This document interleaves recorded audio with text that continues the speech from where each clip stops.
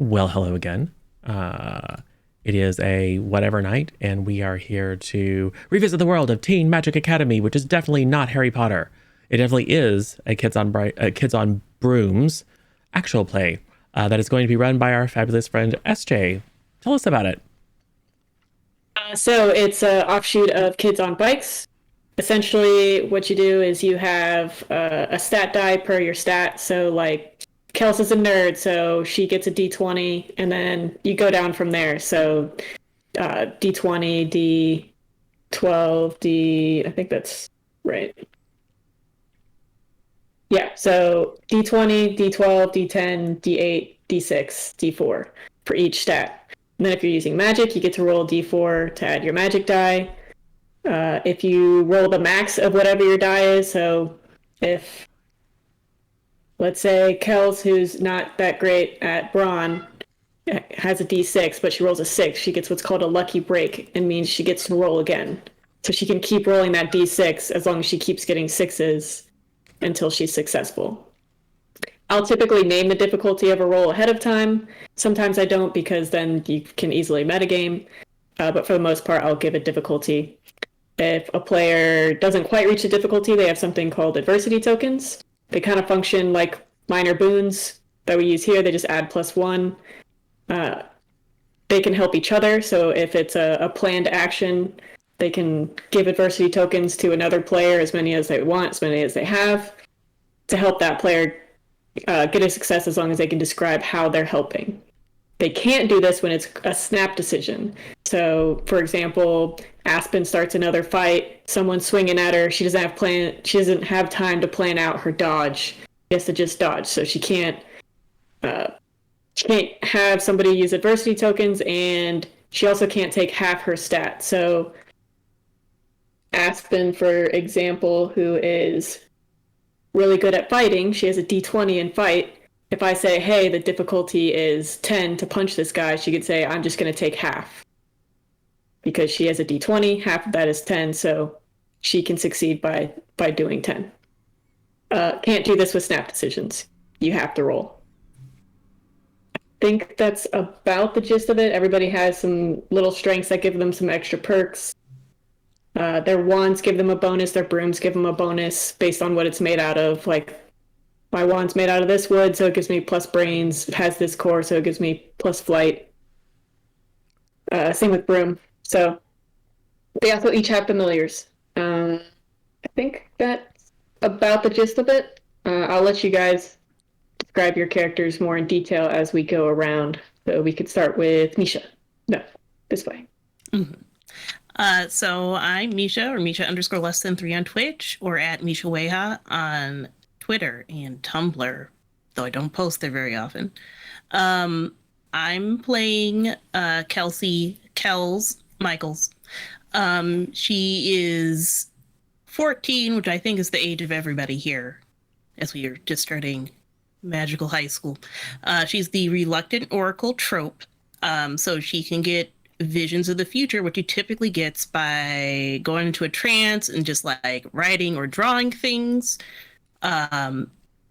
This has been a problem. Her old book of prophecies, including one that had what's his name, we're making him our friend, Calder, had him like, being the most evil wizard of the blood cult, doing things, and it was like copied all around school, so everyone knew about it and led to a lot of the events that we were here last time. And so that was stolen from her. So she has a new book of prophecies now, of which he had drawn into it a new prophecy, but this new one's labeled as potions because it's hidden in secret, and definitely no one will look in the Nerds Potions book.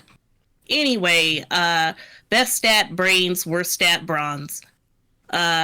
She has a wand made of wisteria, which gives +1 to brains, and a karate belt thread for the core, which gives +1 fight. The broom that she has helps out with brains checks. She knows a little bit about charms and potions now from the learning they actually did which is good because last time they went on an adventure, they didn't know how to do any magic practically. Helpful. Important things in her school bag is mostly that book of prophecies. One of her parents was an alumni here. The other one was what are we calling them when they don't know magic? Oh, nymph, non-magical person. Yes. Her dad's a nymph. She's kind of keeping that on the down low, though I'm sure the info's out there. And her clubs are flying, capers, and dueling. All right. Let's go down to Hatter. That was a lot of information. Just, whatever you feel is important for the audience to know. Okay. I'm playing Brigham White. Right. You'd think I'd be able to say my own player's name, but the answer is no. His trope is he's a funny klutz. He is a child of a human and a mermaid parent, and so he only has one leg. Or instead of two, or a fin. So he's really good at swimming, though. He can also breathe underwater. Let's see. His motivation, he wants to just be seen as any normal kid. But his fears, of course, that he'll be left behind, which that kind of came into play last session with trying to run from big scary creatures, and Brigham doesn't run very well. Has a driftwood wand and has a really cool broom that's got a seat, so he can just sit down on it. Other than that, just kind of tagging along with everything, very laid back. I think he recently just got an Expando emergency crutch since he lost his crutch in the last match. And his clubs are underwater hockey and meditation. He definitely wanted to stay away from the dueling club, even though everybody else was like, yeah, it's dueling. Brigham's like, no. So, that's Brigham. Sin? Hi, I'm Sin, or Sinful _ Potato on Twitch, Instagram, Twitter, TikTok, YouTube, all the socials. I play Aspen, who is the haughty descendant. She desires to be a professional flyer, and I had the bright idea of having flight as her second lowest stat, so it's going great. Her family is known for the magical creature preservation that they have, the Wisteria Everheart Sanctuary, and that's and they're known for knowing things about creatures and or herbology. She has an older sister named Rose, I think. Rosemary, who is older and at the school as well, but in a different house than she is, which is great. Aspen fears being trapped in small, dark, enclosed spaces. So basically claustrophobia. Yeah. Her familiar is Sap, the potato dragon, who is over here, sleeping in the background. And first day, she started a fight and lost 50 points for the House of Drakenor, which was great. And everybody appreciates it. No one will say otherwise. And she has a psychic link to Sap, so she can have a complete two-way psychic communication with Sap at any distance, as well as she can speak or communicate with any animal whose species she has knowledge of because of wild speak. Yeah. Why? Hello, I'm Twi'lek, and I'm playing Gustav. I am the child of two divorced parents, both non-magical, so I really have no idea what I'm doing here. And I have been sorted into House Lupersol, where I am the only player character, and I'm all alone. Incidentally, my biggest fear is being left all alone. I have a lilac wood with gorilla fur wand, which allows me to be very good at brawny magic and charm. But my actual best thing, my best stat die is flight, and my worst is fighting. So I hope I don't get into any fights. Phineas. The last time you did, you were in a headlock and unable to do anything. Yeah, it's true. It's true. It's fine. We must protect. Yeah. So Phineas, zero delight. Phineas is a real weird kid. He was raised by his granny, who is a hag. He uses a bonewood wand with one of his granny's hairs in it, which makes him good at. It makes him a little bit smarter because she sometimes whispers information to him, and makes him good at flight. He also uses his granny's old broom, which is kind of twisted and handmade looking. He's kind of like Edward Scissorhands, but younger and without the scissor hands. You know what I'm saying? Little goth kid. But he's also probably like the most morally aware and socially conscious of the group. And in fact, has at his house 25 points. So I think Phineas is doing pretty good, even though everyone else is like, yeah, Phineas, he's that weird kid. It's like, hey, he's just trying to figure it out. People are weird. There's bullies that the school administration doesn't seem to do anything about. So he's just thinking about how he can make things right with justice and understanding and maybe a side dish of vengeance. Oh, cool. So does anyone want to try to recap, or Oh God, no. should I just do it? I'll do it. Yeah.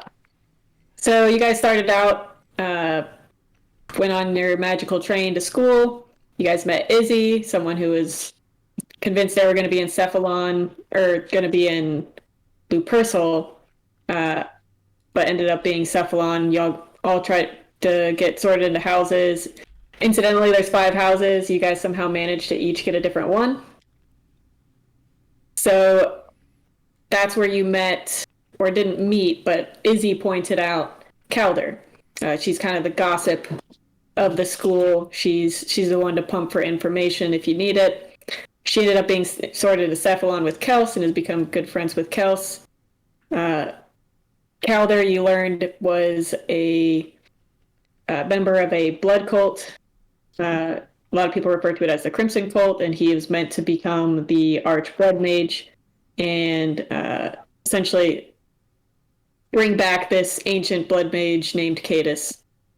Kels had a vision of him becoming this blood mage in her book. But you guys went to your various houses. Some of you guys got bullied, mainly Gustav and Brigham. And then you had your first day of classes. So your first day of classes, you had overview of magic, where Aspen already lost house points for not paying attention. Flying class, where you didn't learn to fly. You had lunch, charms, where you learned how to make your wand into a flashlight. Herbology. So after that, you had your club day. So you guys signed up for your various clubs that you mentioned. and then just dinner. And that's where you guys got into a fight when a bully came over, put food from Calder's plate into his book and closed it, which horrified Kels. Aspen shoved the bullies, and while they were exchanging words, just straight up decked the main bully, the Ginger and Lupercil. Started a whole fight. Phineas, you got Calder out of there after he was wailed on by Tobias, who you learned dad died in a raid on the Blood Cult. And you guys got in trouble. You had various punishments that your heads of houses went through. And then you had your day 2, which had potions with Professor Stillwell, transfiguration, lunch, dark magic defense, and magizoology. During that, Kels realized her vision book was missing, and following dark magic defense with Professor Ames, she realized that, oh no, my vision of Calder becoming this arch-blood mage is now pasted all over the school. Up to this point, she had been having various smaller visions throughout the day of a lamb separated from a flock where there was a bunch of sheep. Some were dead, some were just in the pen, but the lamb was separate. And then another of a shepherd, a wolf in shepherd's clothing, holding the lamb. Another of, I think the lamb being, let me check your visions. Yeah, I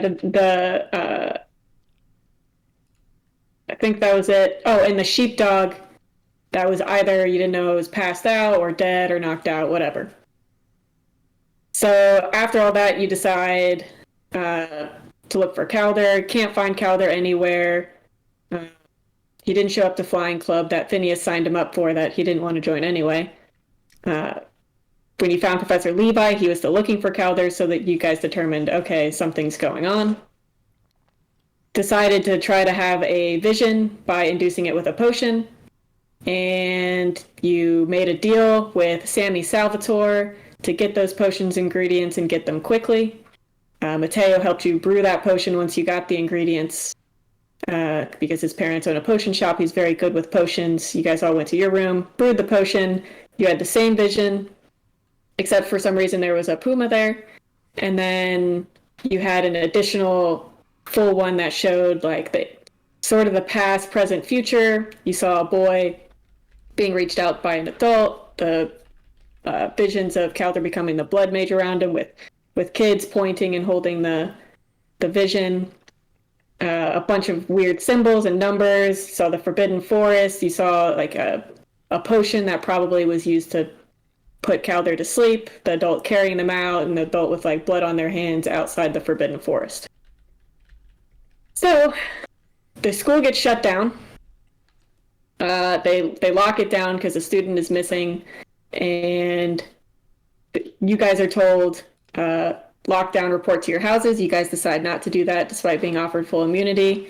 The windows are sealed, but Gustav somehow, an amazing series of lucky breaks, manages to roll high enough and break the seal of the window. You guys split yourselves between 2 brooms and head off. For some reason, you stop at the stables because you really want to ride the Pegasus that you met in Magizoology. So you stop there first. After very hard negotiations Aspen had to go through with this Pegasus, where she gave up her locket, a bunch of sugar cubes, and a bunch of other snacks she had in her pocket.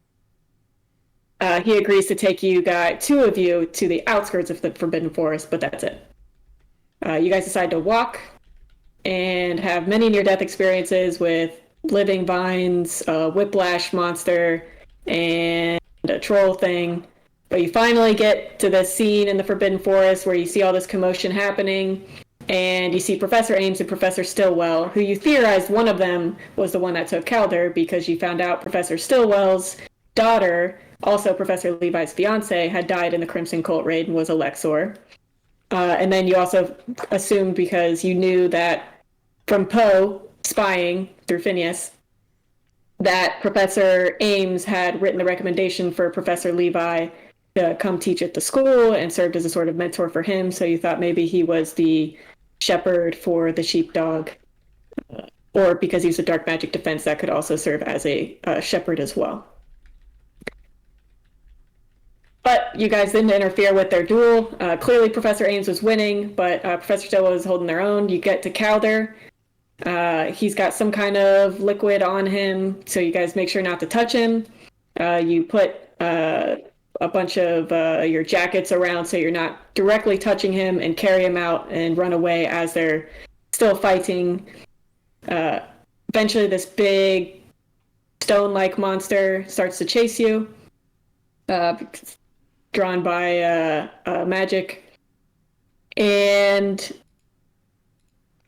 Gustav decides to go off with Calder on his own, get him out of there, because he's dead weight and it's hard to maneuver with someone passed out. So he goes ahead with Calder. Phineas takes the troll on a wild goose chase, leads him away from the group, makes his way back, but then Aspen freezes him. So the group takes some time to slowly thaw out Phineas. They're tired because they just had this long journey through the Forbidden Forest. They're on their way back. But eventually, the troll ends up catching up to them. But luckily, just as the troll starts grabbing them, the teachers come from having been alerted by Gustav to save the group so they can get back. You guys gave your story several times in the hospital wing, first to Professor Levi, then when the headmaster came, then when investigators came. And then a Lexor also took your statement. And in those cases with the investigators and him, you guys gave your statement separately. You pretty much told the truth about everything except for stealing potions ingredients and doing the potion. You just said you had the visions. Aside from that, for the most part, I think you guys were pretty completely honest. And then at the end of it, it was pretty much accepted that Professor Stillwell was vengeful to take revenge for the death of his daughter, was trying to get rid of Calder, most likely trying to kill him. Let's see. The potions quiz didn't actually end up happening because Professor Stillwell was no longer the potions teacher that you had a vision of. So unfortunately, you could not pay back Sammy Salvatore with some potions quiz answers as a start of your working relationship, unfortunately. You also found out that Miss Mesmer, they had tried to have Miss Mesmer have a vision to be able to tell, but the potion ingredients were missing, so she hadn't been able to help. Following all of that, Professor Stillwell, his body was never found, but Professor Ames says he was hurt extremely badly before they were interrupted, and it's the Forbidden Forest, someone that injured, they're not making it out, so he is presumed dead. And so in the backlash of that, where we're at now, Mr. Samer decided to leave. So he was replaced. He was the Kalatog counselor. There's a lot of rumors surrounding that. Some people say, he went crazy by being Calder's counselor. Some people say he just didn't like being in such proximity with a student that people were actively trying to kill. Officials saying that he just got a better paying job elsewhere and decided with all the stuff going on, it was maybe better to take a job somewhere else. He was replaced with Dr. Ninto. He's in your character sheets. You guys were all required to see counselors following the events because you had many near-death experiences, and it could be very traumatic going through what you went through. We won't, role play all of your sessions. You don't have to go anymore, but we'll say you guys all at least had to go to a mandatory session with the counselors, and I'm not a therapist or trained counselor, so.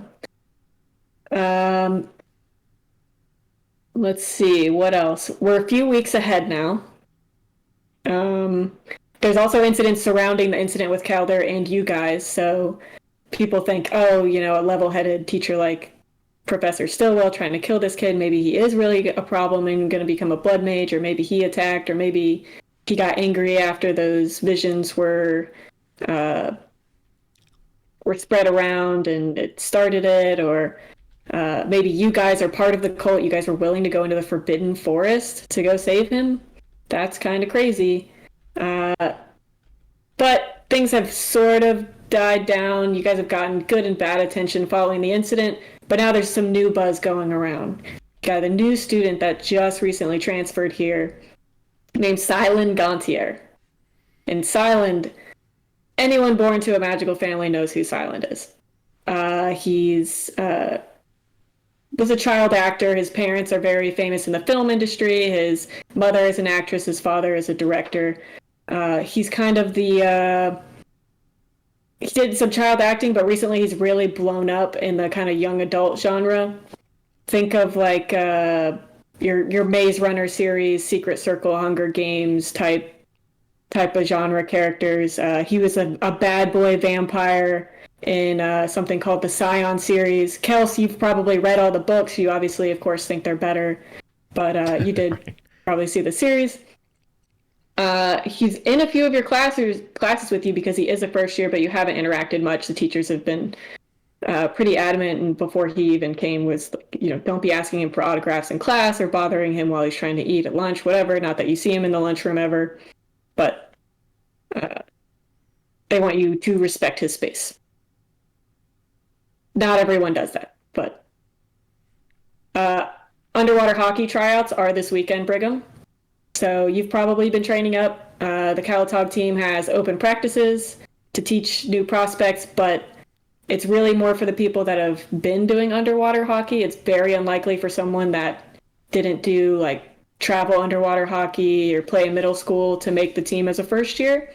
But Mateo and Bryce have probably been practicing with you outside of those because those aren't super helpful practices for teaching you. And anytime there's some friendlies that aren't official practices just between people getting together to play underwater hockey, they'll invite you. Kels, you still owe favors. Just so you know, you're still missing your vision book. Who knows if it's still around? Aspen, you still have suspended punishment. You got the worst punishment after starting that fight. So if you're so much as late to class, all that punishment of getting all your privileges taken away and everything will go into full effect. Cool. So that was a lot, but essentially you guys started your first 2 days of school, got into a fight, saved a kid from almost being killed, and now some people think you might be possible cultist or heroes. Who knows? Depends who you ask. So we can start with day one. It's a day one class day. It's been a few weeks, like I said, so you guys have learned some magic now. You've gotten your bearings of the school. You know more people. So we'll start with breakfast. If you want to do meditation club, you can in the morning. So there's a meditation club often meets in the mornings to have a quick morning meditation to start the day right. Harvey, your prefect Aspen, gives you a little bit of a pep talk of earning house points because you are in a deficit, and he does not like people who are net negative. They're not helping the team. He's not a total jerk about it, but he's kind of firm about it, and tries to be inspiring about it. But the end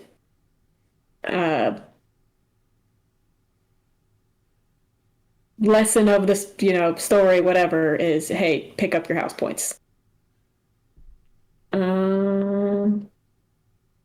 Yeah, so Brigham, did you want to go to meditation club?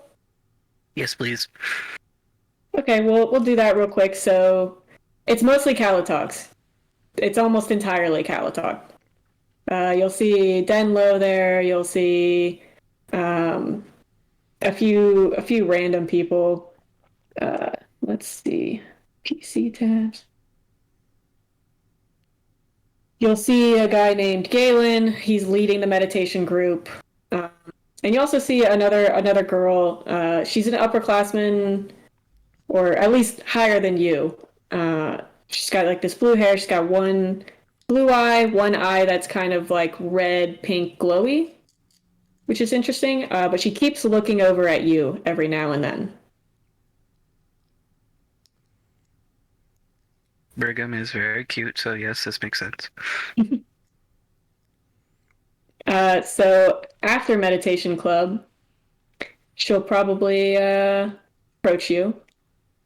Be like, hey, you're Brigham, right? Brigham, yes, that's me. Brigham. I just wanted to say what you did to save the Calabar boy. It's commendable. And not just that. I've seen you and your group. Seen you bring him into the fold. A lot of your peers treat him like a pariah, and I also think there's something to be said about that. I know a little bit about what it is to be different, so good to bring him in, and he's just a kid, you know? Sorry, who are you? Oh, sorry. I'm Ayuna Key. Ayuniki. It's a pleasure to meet you. Ayuna. Ayuna. So, we're in the same house. You've probably seen me around. No offense. It's just your energy seems a little off. Are you feeling okay? Think so. Might be nervous since we've got tryouts for the hockey club soon. Oh, you plan on trying out for underwater hockey? Mhm. Interesting. We don't have many people in Calatog that are very competitive. Mostly in it for fun, but I just like swimming. There's some people that unfortunately can't have fun unless they're winning. So, a little sad, but to each their own. But I sense you're a little off balance. Well, that is the main way I live, quite honestly. So I that's walked nothing into new. that one. Well, if you ever want, I don't mind doing a Reiki session, some negative energy pulling, put you back in balance. If you're ever interested, I could do that for you. It'll give me 2 legs. No, this is an energy balancing, unfortunately. But Then, yeah, I don't think you I'll pull off the that one. much. I'm speaking more energy spiritually, not physically. But it does help the physical. I will keep your offer in mind. I'll see you around. Sounds good. Cool. So, do you guys go to breakfast? Up to you. Yeah. Or if there's anything else you guys want to do. No, I just want to show my friends the fruits of my labors in cooking club. Oh yeah, cooking club usually will meet anytime before there's a meal. It's very loose, unstrict. You don't have to show up every time. Some people will just show up because they like cooking breakfast or they feel like they're in the mood to cook for dinner. Yes. You could do any meal. Well, I've improved my recipe for gingerbread children. Oh, that's not. They're much more agile than the first recipe. Ah. It's quite fun to chase them down. And you'll see Mateo there a lot too, because he really enjoys cooking. He's probably approached you as well and asked you about baking because he's not that great at baking. And his plan is to basically when he grows up, he wants to be a potioneer / chef where he combines the two. Because the worst thing about potions is they taste absolutely awful. Yes. So if he can combine it and make, hey, here's a cupcake that makes you super strong, that doesn't taste horrible, things of that nature. That's what he wants to try to figure out. Sorry, Well, Nick's just knocked something over. I could probably help with a cupcake that bites back. But most of the potions that I know are probably not strictly allowed. From Granny's recipe book. A cupcake that bites back is not, it could be a gag thing. There's a lot of joke shops that... Oh, a cupcake that expands in your throat and gags you. That would be... No. Too far. a gag that we don't want to leave permanent damage. That's how you get shut down. That's a good point. Well, I'll think about it. Most of what I do is I just follow the recipe and then add a little bit of, magic at the end. I'll have to watch you. Okay. Nothing crazy happens at breakfast except for Kels. You have a little vision, nothing crazy. You just draw a little gecko-looking thing, like a gecko with kind of small dragon wings, eating berries out of somebody's pocket. Okay. And then you guys have overview of magic, your favorite class.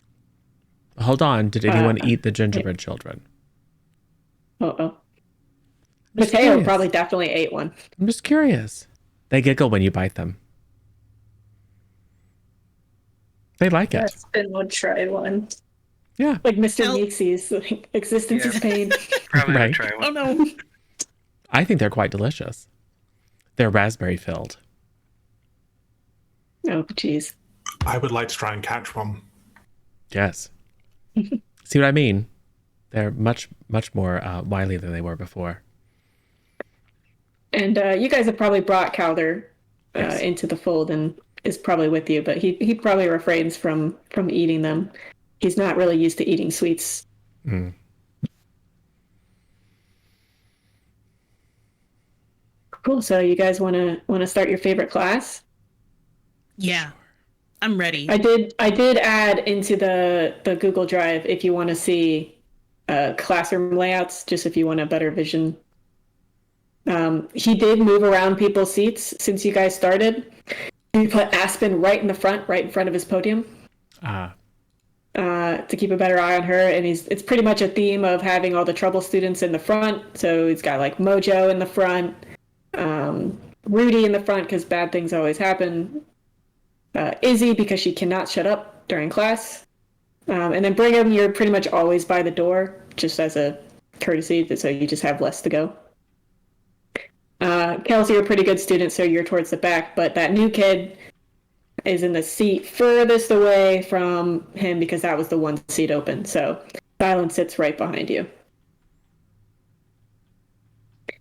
He is going to pass back your most recent quiz. If everyone wants to just give me a brain roll, see how you did. Oh, we'll say difficulty 10 will give you a B. Yikes. Actually, difficulty 10 will give you an A. I got a 1. I got 18. Oh no. That makes sense because you are Nympborn, so you would have the least amount of knowledge going in. Kel's, of course, insane. Is this something that we could have used our wand with? Like to help us study? No, this is overview of magic, so it's straight like history. You're not really using magic with it. Also, you guys each get 2 adversity tokens for wearing your stuff. Oh, good. Got a 7. I will say, if you're a student that would have studied ahead of time, you can give yourself a +2. If you know you're a student that wouldn't have studied, keep. 7. I'll take that 20. Right. Yeah. Kels will get a 20, so you get 100% on the quiz. What was yours, Phineas? 7. 7, so we'll say that's like a B. Okay. It's not bad. I mean, you don't have a lot of knowledge either because you were kind of secluded. Oh, I answer lots Gustav. of questions in great detail. It's just not the right answers. Right. Gustav, what did you get?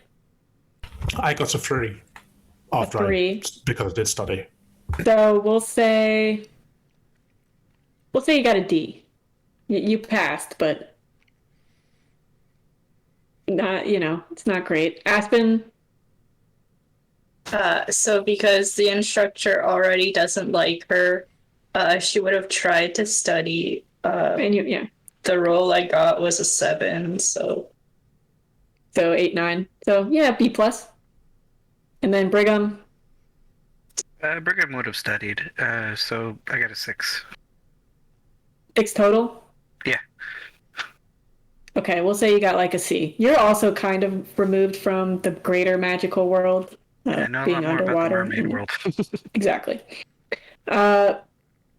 But he's going to come around and start passing out your quizzes face down while also collecting your homework that you guys, of course, did the night before, right?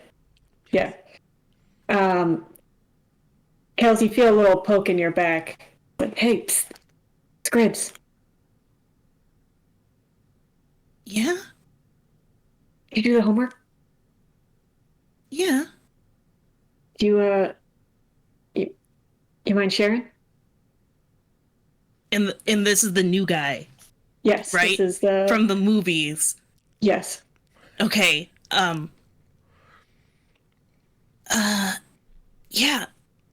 And I'll show it to him quick. Luckily, he's like the farthest away, so he'll pick up someone's homework, lay it down. So Aspen's first, so he's going through the rows, so he has a little bit of time. He's like, "Don't worry, I'll change it a little." Quickly writes it down. He's like, "Thanks, Scribs."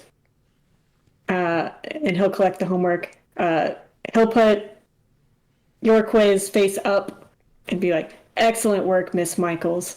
And then he'll go to Silent and put his quiz face down. He's like, I understand you're new and you have some catching up to do, but hopefully we'll see better from you in the future." And he'll walk off. Silent kind of you hear a paper crumple up behind you. Hey, if you need someone to help you study, me and my group is available. I love study groups. Not really a study group guy. It wasn't really not knowing how to study. It was really not wanting to. But I appreciate the offers. Well, it stands. Good to know. I'll keep that in mind. And we'll have Aspen. How good attention are you paying right now? Trying her hardest. So Great. 75%.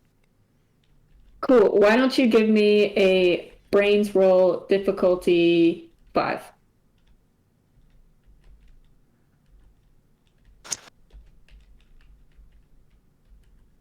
Is this what is it, snap decision or? It is, because he's as he's lecturing, he's going on, he's droning on and on. This is usually where you end up looking out the window, but unfortunately he's moved you so far away, you're almost forced to pay attention to him. But then he quickly hits you with a question to see if you were paying attention. Like, who is the first person to develop the wand versus the staffs that they used to carry? Cool. I rolled a 9. Nice. So you're able to answer it. Excellent, Aspen. Plus 5 house points, Draco.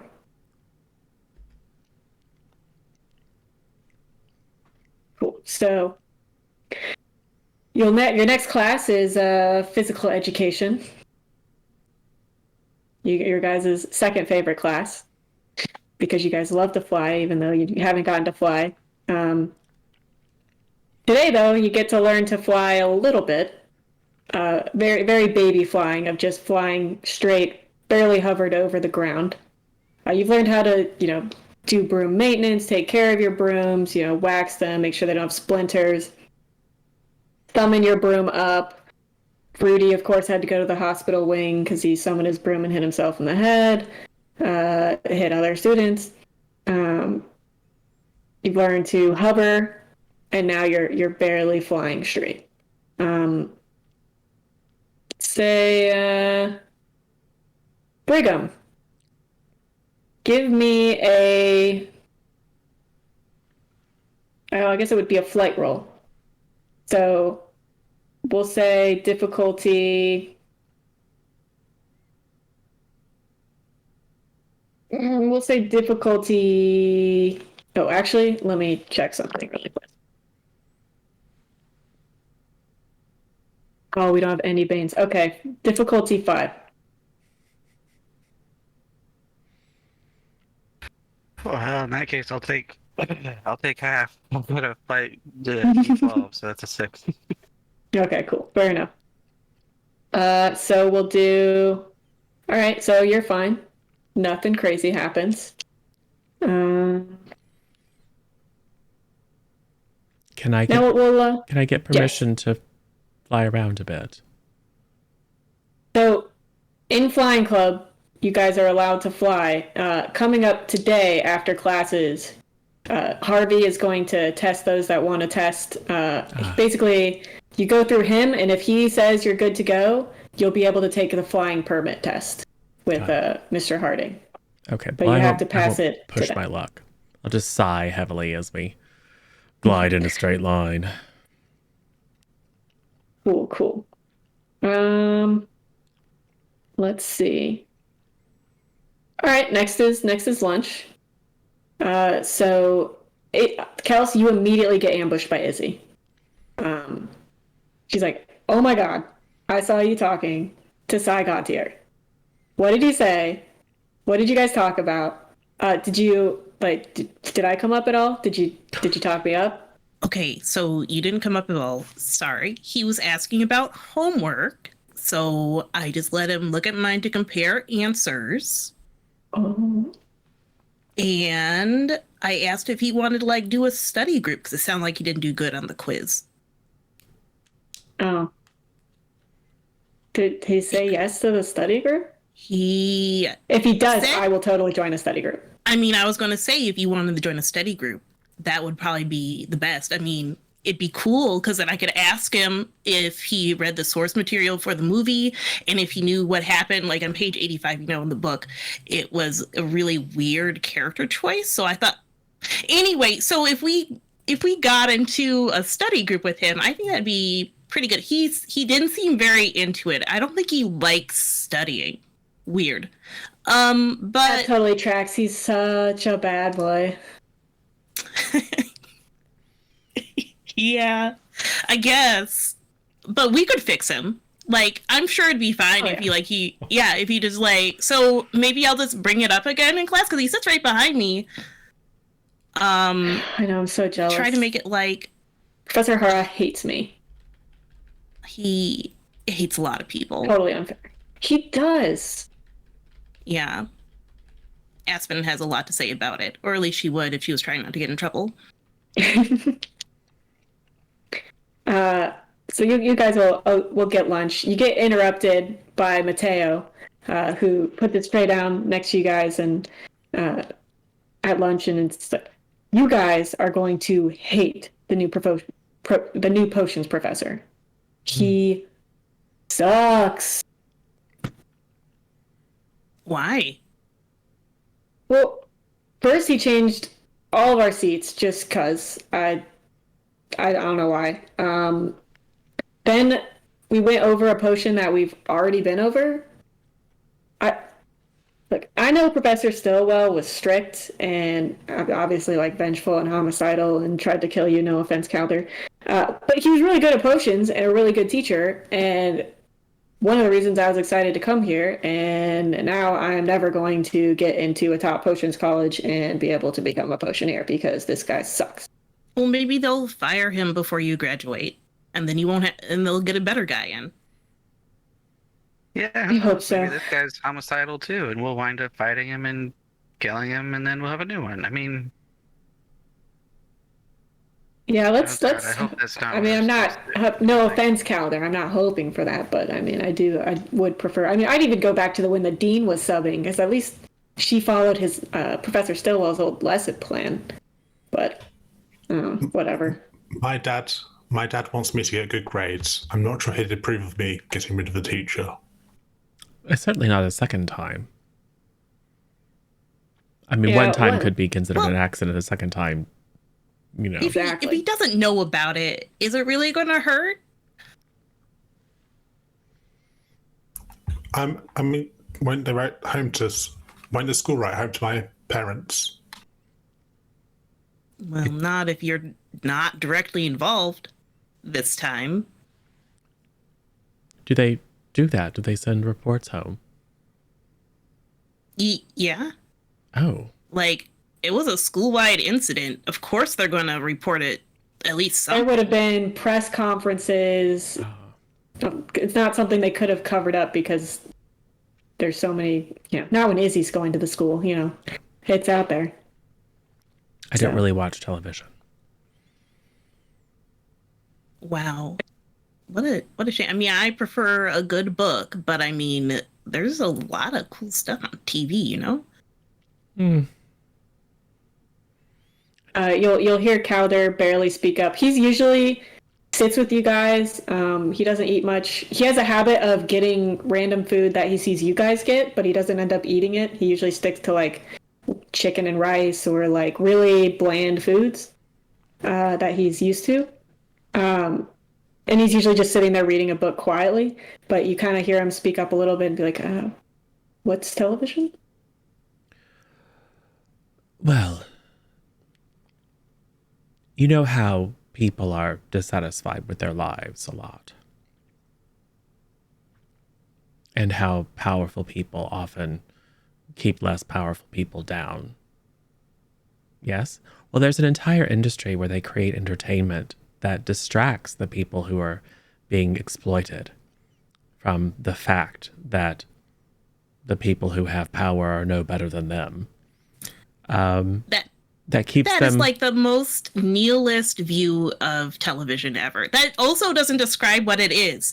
It's literally like a screen that shows you like a story that people are acting out. Yes. And there's a thing called reality television, which is exactly not reality. But it convinces people that it is reality and sets unrealistic expectations for the way they should behave and the sorts of rewards they should expect for their choices.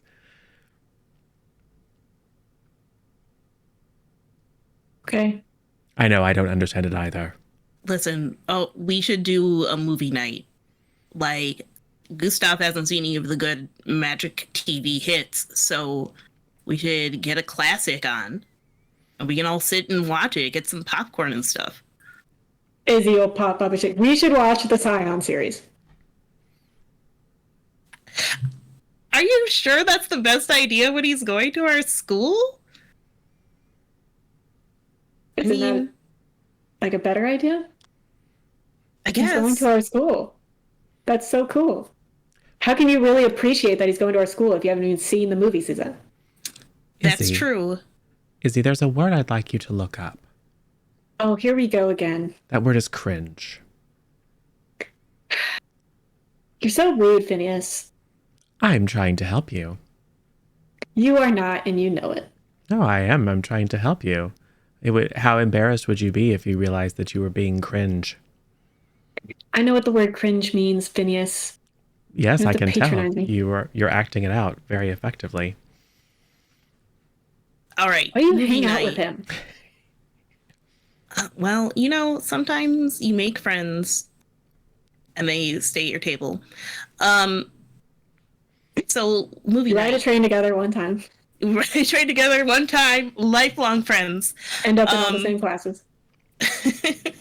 Well, let's do a movie night tonight if you're available. Does anyone have clubs tonight? Just flying. That should be easy. I just have to qualify. You guys have flying club. It's a Thursday, so you do have class tomorrow. Well, maybe we should wait until tomorrow night because then it's Friday night. Movie night. I guess. Let me guess, you have homework. I do have homework. You're right. We could do study club tonight. Is Sai going to be there? I make no promises. Hey, wait, do any of you have magic zoology today? We all do. Actually, yeah, you, Mateo, or no, magic zoology, never mind. You guys have that tomorrow afternoon. Yeah. Does Mateo have it tomorrow too? Mateo and Izzy are in your magic zoology class. They usually stand to the back because they don't like dealing with the creatures. Yeah. All right, I'll just point out the little gecko drawing to Izzy. And said, looks kind of cute. Aw, it is cute. Hopefully we'll see it soon. Isn't that the Calatog thing? Not quite. This one's a gecko, not a frog. It's not a winged froggle. Aspen, you would probably recognize it. It's just a Dreco. Call it a Dreco. It's really not a dragon or even a pseudo dragon. It just has kind of dragon-like wings. It really just looks like a little gecko munching on some berries. We should keep our eyes out for the person whose familiar that is. Clearly your visions are trying to direct us to them. All right, well, you'll have a new task to do. It's true. Yeah, it could be somebody's familiar. Aspen would lean over and point to the picture and just inform the group that it's a Draco. And then, yes, we had one of them in the sanctuary. Came in with a broken wing, and my dad fixed them up, and then they were good to go. So, yeah. They love berries and fruit. Do your parents know how to... Is it rare? Do your parents know who they sell them to? Do your parents sell animals? No. They rescue them, save them, and then when they're ready to go, they go, or they just never go because they like it in the sanctuary. But they're free to go if they want to go.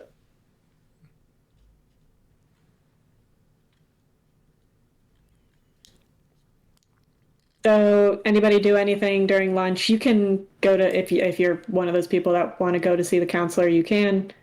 And just say, you can say things without having to role play things out as well, of like, oh, hey, I'm just doing this, whatever. Because your lunch is pretty long. Because every now and again, in conjunction with your lunch, there might be like a lecture, a guest speaker or something, or one of your classes might have a special lab that you would go to. But for the most part, usually your lunches are just a long lunch that you can come and go as you please. I'm pretty sure I'm required to go to counseling almost every day. Probably. Based on all the prior or at least conversations. highly recommended. Right.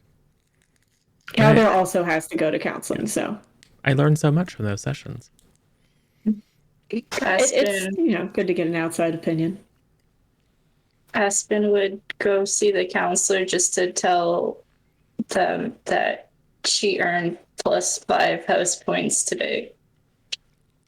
He will give you a strong high five.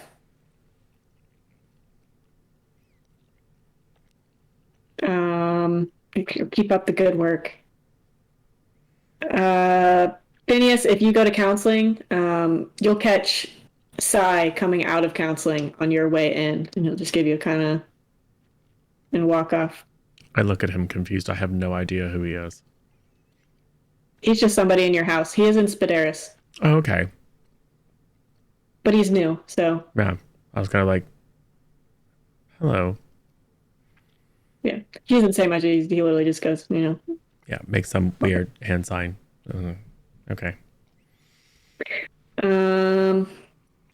Yeah, so your next class is Charms. Really nice teacher. Easy class to earn house points in. You guys learned the lighting charm, how to do your wand. You've learned some little things like shrinking things, growing things, light repairs, like if someone had a cracked lens in their glasses, you could fix it. A summoning charm, but with other objects, not a broom. So summoning with your wand. Rudy, of course, went to the hospital wing. Is there any chance we could learn to rewind time? It's just my phone is locked. Anything dealing with time travel, forward, backward, any time manipulation is very, very difficult and also illegal because it can mess with so much by doing so. And if it's done improperly, you could really mess some things up. There's actually an entire unit dedicated to ensuring people aren't using time travel within the magic ministry. Would an opening charm or perhaps a revelation charm either open the phone or reveal the code or something? The difficulty with this is more techno magic. which the school doesn't teach any techno magic. You would have to go to a special college for techno magic classes, because it's not. If you tried to use an opening charm on a phone, it would like break the phone open. Oh well. That said, you can't really use it much here anyway. You don't have service. You don't have anywhere to charge it and plug it into. You could attempt to charge it yourself with, just a little zap of electricity, but you have a scene from Shazam where, your phone's charged, and then their phone explodes because he adds a little too much juice. Very possible. So. Charm to change the color of Gustav's phone case. That's actually tomorrow's class in Transfiguration, is you're learning how to change colors of objects. Oh. But that would be a transfiguration. It would not be a... So, she'll welcome you guys into the class. You guys are seated. You guys get to choose your seats in this class. I just put what roughly you guys were in last time because you guys all sat at the same tables with Calder. So today class, we're going to be learning the Sparkle Charm. So those of you in magical families probably know this charm, but I would challenge you, if you already know it, to maybe experiment with some different colors, make it fun, maybe go a little bit bigger. Those of you that grew up in nymph families, you probably aren't familiar with this, but it's tradition when you sing happy birthday, you use this. It's often used at celebrations and to make things more interesting and show your spirit at sports games, all that sort of thing. So she'll have. Does somebody already know it that wants to demonstrate? Right at the front of the class. Me. Choose me, ma'am. Kels raises her hand. Does anybody else raise their hand that wants to try to battle her? I think I probably know it. Maybe. That's up to you if you some know. version of it. I'm fine with you knowing it. So give me a charm roll, and I'm going to contest it with one other person in the class. Ooh. That's going to. Okay. So you have to be a 9. Yikes. But we are rolling a magic die as well. No. This is a charm for her to pick you. Yeah, dude, picked. Oh, got I it. rolled a 6. Come on, 6. Crit for me. So I rolled a 4. I get to roll it again. I got an 11. Okay, 11 I also total. did lucky break, yeah. Yeah, no, I got Keep a 7. in mind, you are going to have to roll to see if you can do this. It'll be easy, but... I got I a probably 7. can. Maybe. So. Okay, so Kels, I'll let you use... you can have the brain have it. So you go ahead and go up and demonstrate. If you have it, you can do it just the normal way. Or if you want to actually roll and risk it, you could be fancier with it. No, I'm going to show the normal way. Okay. So, excellent, Miss Michaels. Demonstration. Excellent form. Plus 5 points to Cephalon for helping me. Who is? Let me see. What is your guys' charm? If it's half, I might just give it to D4. Anybody with. They have D12.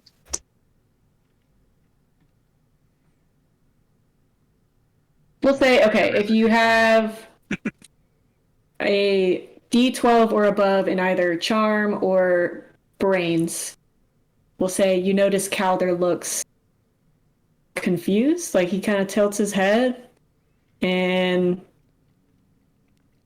is watching through the wand. And every time you guys have learned something in charms, he's been able to just, do it, not even saying the incantation.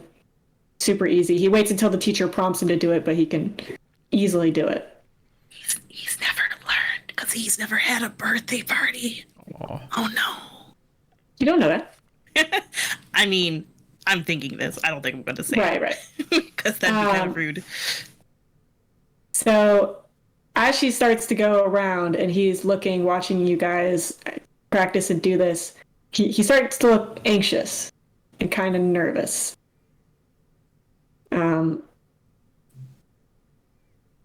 You guys can roll to see if you guys are able to do it. Let me check what difficulty this would be. Caster casts. Use my difficulty guide. Task or success is certain for those skilled at it. We'll say difficulty is 6. And this is charm. And this is No, magic. this is you're casting magic, and you're gonna use brains. Okay. And so you get your magic die if you're Yes. rolling it. Okay. That I can probably make. I can find my D8. I'm just gonna do the half again. Okay. Difficulty 6 is a task where success is likely for all, but those who aren't skilled or have a low stat in that field. Do magic dice explode? No, magic dice don't explode. Only the stat die. Otherwise, you'd be getting a lucky break a fourth of the time. Yeah. Did anybody not pass? I got a 3. Yes, but no. Wow. Okay. A 3 isn't missing by much, though. So you probably just, do it and like only a couple sparkles come out. And you're like, what the? Just like, oh, that's okay, Aspen. Go ahead, try again. Because you probably have done this before, so. Go ahead and roll again and see if you can get it a second time. That time is a 12. Nice. All right. You beat it by 6. So now you do it, and it's like super cool. It's like red and gold for Drakenor. Super nice. It's like, oh, there you go. You just probably a little out of practice. And then she'll go over to Calder, who looks super anxious and nervous. And what is your thing, Phineas? Which thing? Intuitive. I always forget how it works. Okay, never mind. You have to spend a adversity token. To help someone?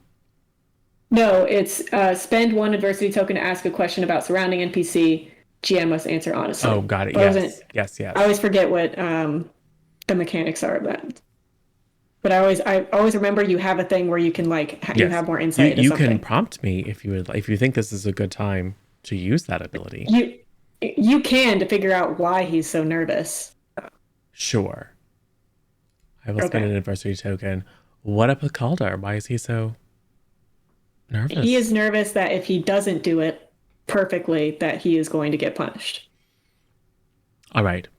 So just before she comes to him, I will do mine. I rolled a 12. And inspired by Aspen's use of school colors, I will release a blast of cold and graveyard dust and spiders, accompanied by the moaning of lost souls. Okay. It's like, okay. Very good, Phineas. That's super cool what you did. Maybe let's focus on just the sparkles and the different colors and stuff. This is more for a celebratory sort of thing. Yes, I know. Most people, great for Halloween. Right, That which would is a be an wonderful excellent celebration. one for Halloween. Yes. So it's open to interpretation, is what you're saying. Yes. See? And then I'll look at Calder. See, it's open to interpretation. And he'll let me. Oh shit! Oh wow! How did he miss that? Okay, well, so actually, what is his magic? Okay, never mind. Okay, so Would it matter Calder does it. Would it matter What's if he got 2 more points? It would. He missed it by 1. Okay, I will spend my last adversity token to aid him, because that was the intent, was like Gotcha, diffusing his nervousness. Like it'll be okay whatever you do. Okay, so he does it. He barely passes, and you can tell he's really strained. anytime you get a success and it's exactly the success, it's supposed to be obvious that you're really trying hard and you kind of barely get it. So you could tell he's really focused, really doing it. He's still not saying the incantation, which is probably also part of the problem. And you guys have never heard him use an incantation like you guys are taught.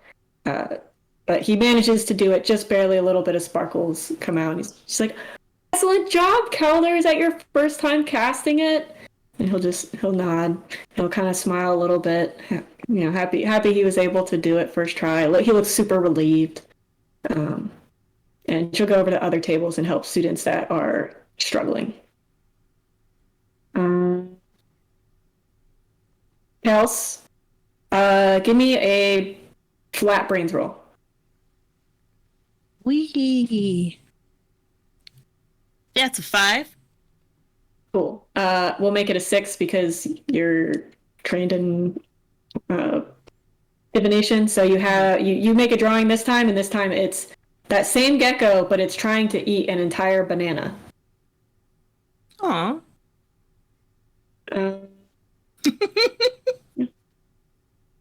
So your next class, if that's all you guys are good with, is herbology. So herbology you have with Ms. Moss. You guys can really stand wherever there's no assigned seating. I'm going to sit next to Ophelia again. Yep. So your first class, you learned about wolfsbane. You've learned about other random plants like vervain and all kinds of like little things. Today you're going to learn about alchemist's aloe, which is very commonly used in potions. It's used for healing people, small wounds, whatever. It's way more potent in a potion, but it can also be used by itself if grown correctly and cultivated correctly.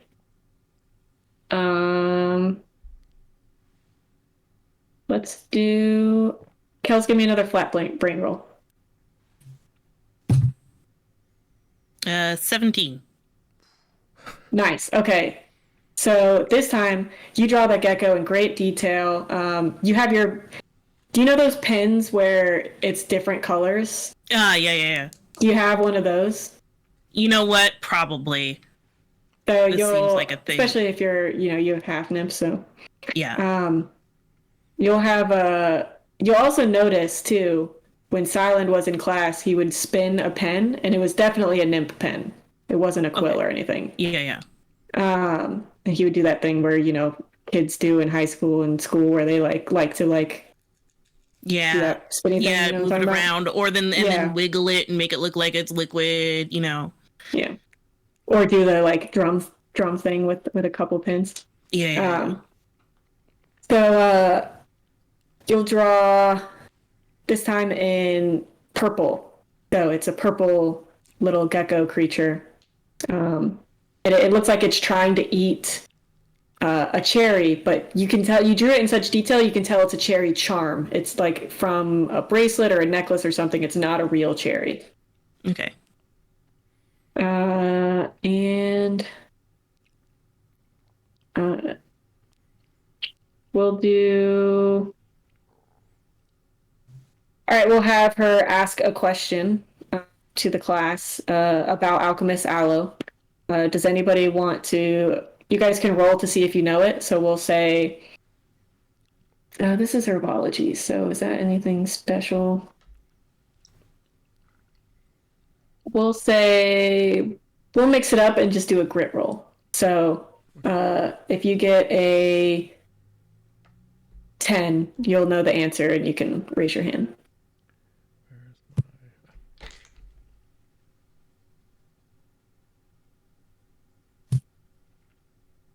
I got a 7. Gustav. Well, Gustav raised his hand first, so she'll pick on Gustav.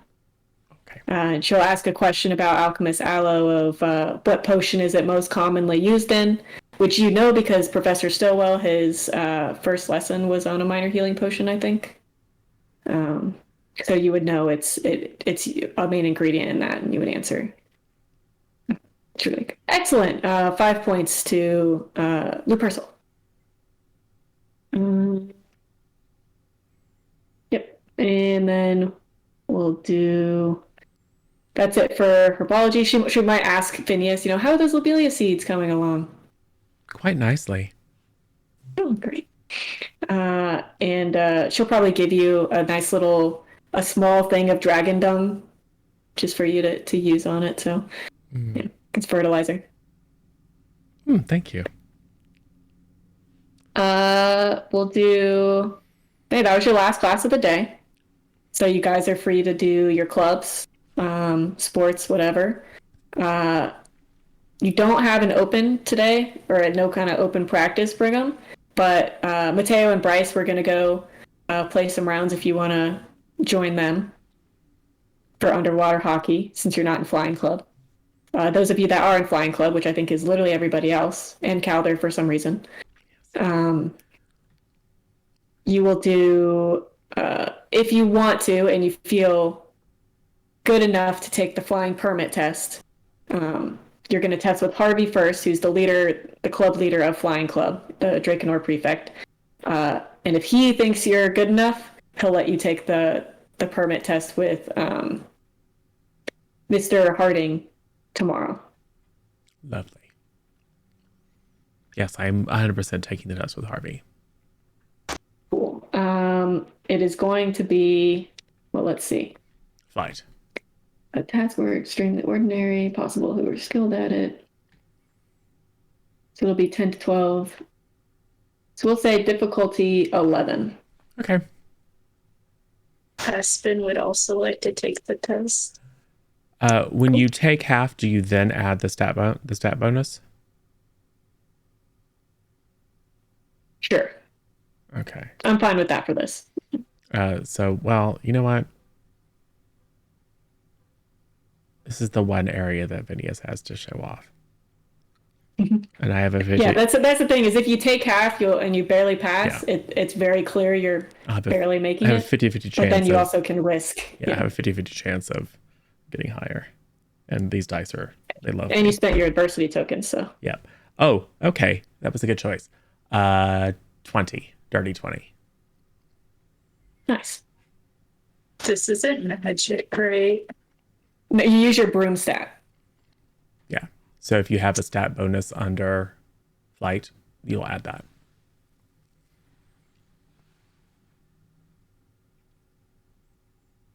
A 5. I mean, flying is magic. Go ahead. You can go ahead. Go ahead. Roll your thing. Although you would still miss it because it's a. I said 11, right? Yeah. Yeah. We do have boons if you want to use it. I think. Although, has anyone been using boons? Yeah. We haven't used any yet, but we got some. Okay. Yeah, I think there's still a couple. Because I heard someone say they were having trouble with it, but I didn't. No, it's all It's like good. nobody was able to. Yeah, we have 2 use major them. boons. I mean, has anybody given boons this session? Yes. Those both Yeah. came in this session. Okay. Cool. Just making sure there wasn't like anybody's having problems. So yeah, up to you. I'm gonna try to reroll. Okay. Oh, that's worse. Oh no. Not like a This is a good thing though, because I have a thing for this to explain why. So you guys notice Aspen is having some trouble, which is odd because she's been flying with you guys. So she should be doing as good as you guys. Or Aspen, have you flown before this? yes. So yeah, you've had experience flying before. So this is weird that her broom is just like not cooperating. She's just having a really off day. It's really, really weird. Other people taking the test with you is like Tobias, Jace or JJ, Marius. I think I'll also be taking the test, though I think I'm in the expectation that I might not pass. Is I'm not Caldor comfortable taking the with that. test? No, he has not touched a broom, but he'll go to Flying Club and just read a book and watch you guys. Okay. At the end of the day, it's safer with you guys, so Yeah. you know, he's not out of sight. Every now and again, you might skip Flying Club and go watch one of Brigham's games or something.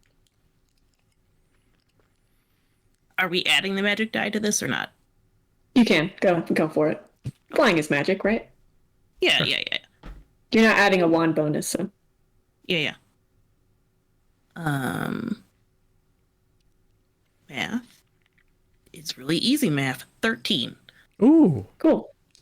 So you struggle a little bit, but you get it. You pass all the little. It's like a new student driver that passes the driver's ed test, but it's a little bit jerky, Yeah. But they pass. Gustav, did you roll? Did you try?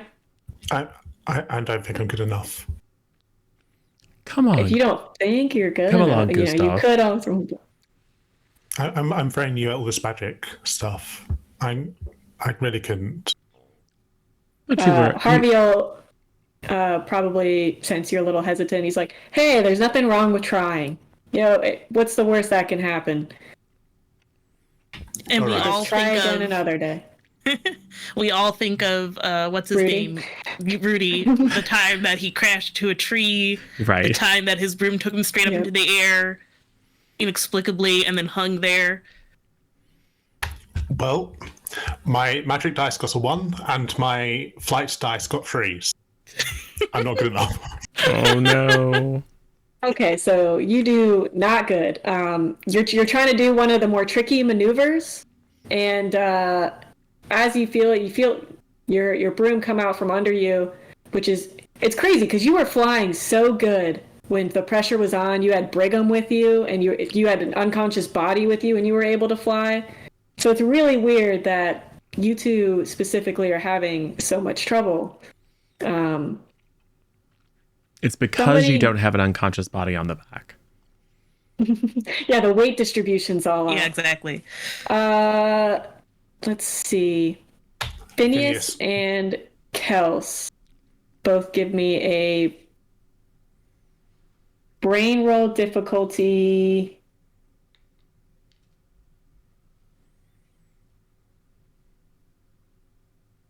Difficulty 11. Oh, yeah. That's almost certainly going to be a no for me. Yeah, it's a no for me. What's your brain? 8. Oh. Oh, okay. You're muted, Mish. Speaking of, I only rolled an 8. Oh, okay. Yeah, so you guys don't notice anything. Actually, Gustav and Aspen, same thing. Because you guys would be taking tests at different times.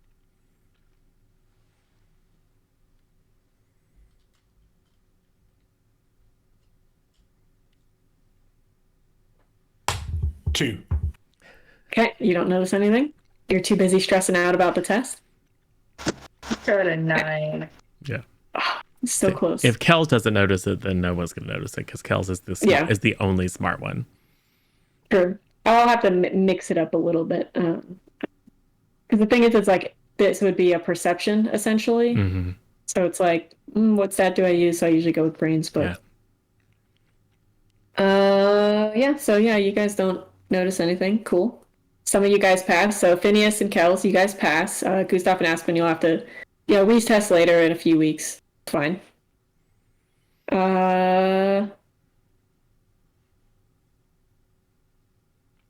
Mateo and Bryce help Brigham, so you guys play a little friendly. If you want, you can roll to see how well if your team wins the friendly.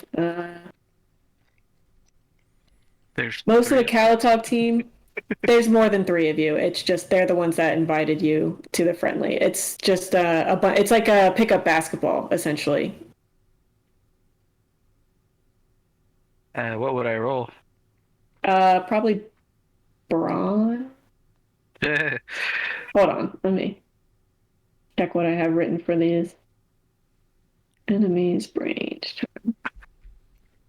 Yeah, probably. Move an object or keep something protected. Hide yourself, avoiding hurt. Use your broom to navigate. Let's. Oh, well, also your flight is actually pretty bad too, isn't it? Yeah. I will bronze say, D6, since my you flight's a are D12. part merman, D10 and then you can roll with advantage, which I'm just home ruling. So roll twice, take the highest. This isn't tryout, so it's low stakes, but You said D10, right? difficulty 10. Difficulty 10, and I'm rolling flight. You can choose flight or brawn. I'll take flight. All right. With advantage, I got an 11. Cool. Yeah, so your team wins. Barely wins, but it's a close game. It's a good game. But you guys win. Your team wins with, Bryce and Mateo. Cool. The tryouts will be, today's Thursday, so you have another day, and then tryouts will be on Saturday. Who is it? Bryce is in your house, so he is on your team. So he's already put in a good word for you because he thinks you're going to be really good, and he's really wants the Calatog team to be competitive for once in one of the sports. Mateo isn't, but he's your friend, so he's willing to, help you get better. And he's friends with Bryce, even though he's an upperclassman, because he did travel underwater hockey. Let's see. So as you guys are, washing up, cleaning up, whatever, before dinner, Kels, you get stopped by somebody who kind of stops you in the hallway, arms crossed, and kind of nods for you to duck down into an alcove. Yeah, I do it. I was living a blissful life for a couple weeks. Yeah, and you'll see, Sammy Salvatore up against the wall, arms crossed, flipping a little magical coin so it flips in the air, flips a little bit too long, but comes down perfectly to his hand. It's like, Ms. Michaels. Long time no see. How you doing, Sammy? Oh, I've been better, Miss Michaels. A little birdie told me something interesting. Something maybe you could leverage to help pay me back that great debt you owe me for all that risk I took for you when I got those when I did you that big favor in a very short amount of time. You know what I'm talking about. I do. Yeah. So I heard you sit behind or he sits behind you somewhere close proximity, a bit of a star in our in your class. Yeah, he sure does. Oh yeah, interesting. So a lot of people would maybe, hey, they like their stars. They like people that are famous, celebrities. They'll pay for their autographs. They'll pay for pictures with them, a chance to meet them. They'll pay for their stuff, their secrets. You catch what I'm saying here? I think so. Do you just want some autographs? I'm giving you ideas here. You could bring something valuable. You could find out maybe what projects they're working on upcoming, some a little gossip, some what they're into. They're like I said, some secrets, something that'll Not studying, I say sell. under my breath. Right. So see what you can get. I'll deem if it's worth anything. I did hear he has a little a book that he keeps.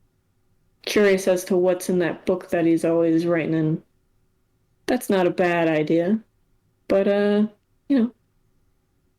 see what you can get. Yeah, sounds good. Excellent. And that big guy will come over and kind of nod at you like, hey, you're done talking. And I leave the corridor and head to dinner. Mr. Salvatore is a very things. busy man. Oh, yeah. he's got a lot of meetings lined up, Right. All right, so you guys go to dinner, I assume. Yeah. Sometime Cool. around dinner, I am going to show, especially Aspen, the drawings that I did. And first I'll be like, should Dracos eat bananas? It looks a little big. They can. They have a fruit diet, just not whole. Yeah. You know, they're supposed to chew or have little pieces. This one's obviously got big dreams. I would like to fetch Caldor a banana. Okay, you can do that. He'll just, nod and open the banana. He's a little confused, but, he likes bananas. It's fine. And Aspen, have you seen this charm before? Like, that's not a cherry. That's like a fake charm.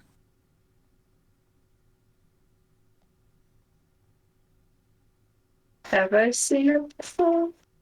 You don't have a cherry charm, so it's not yours.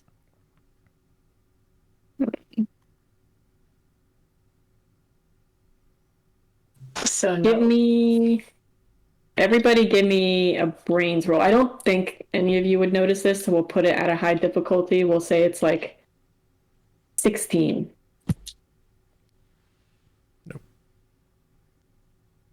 18. Oh. I'm gonna answer my own question.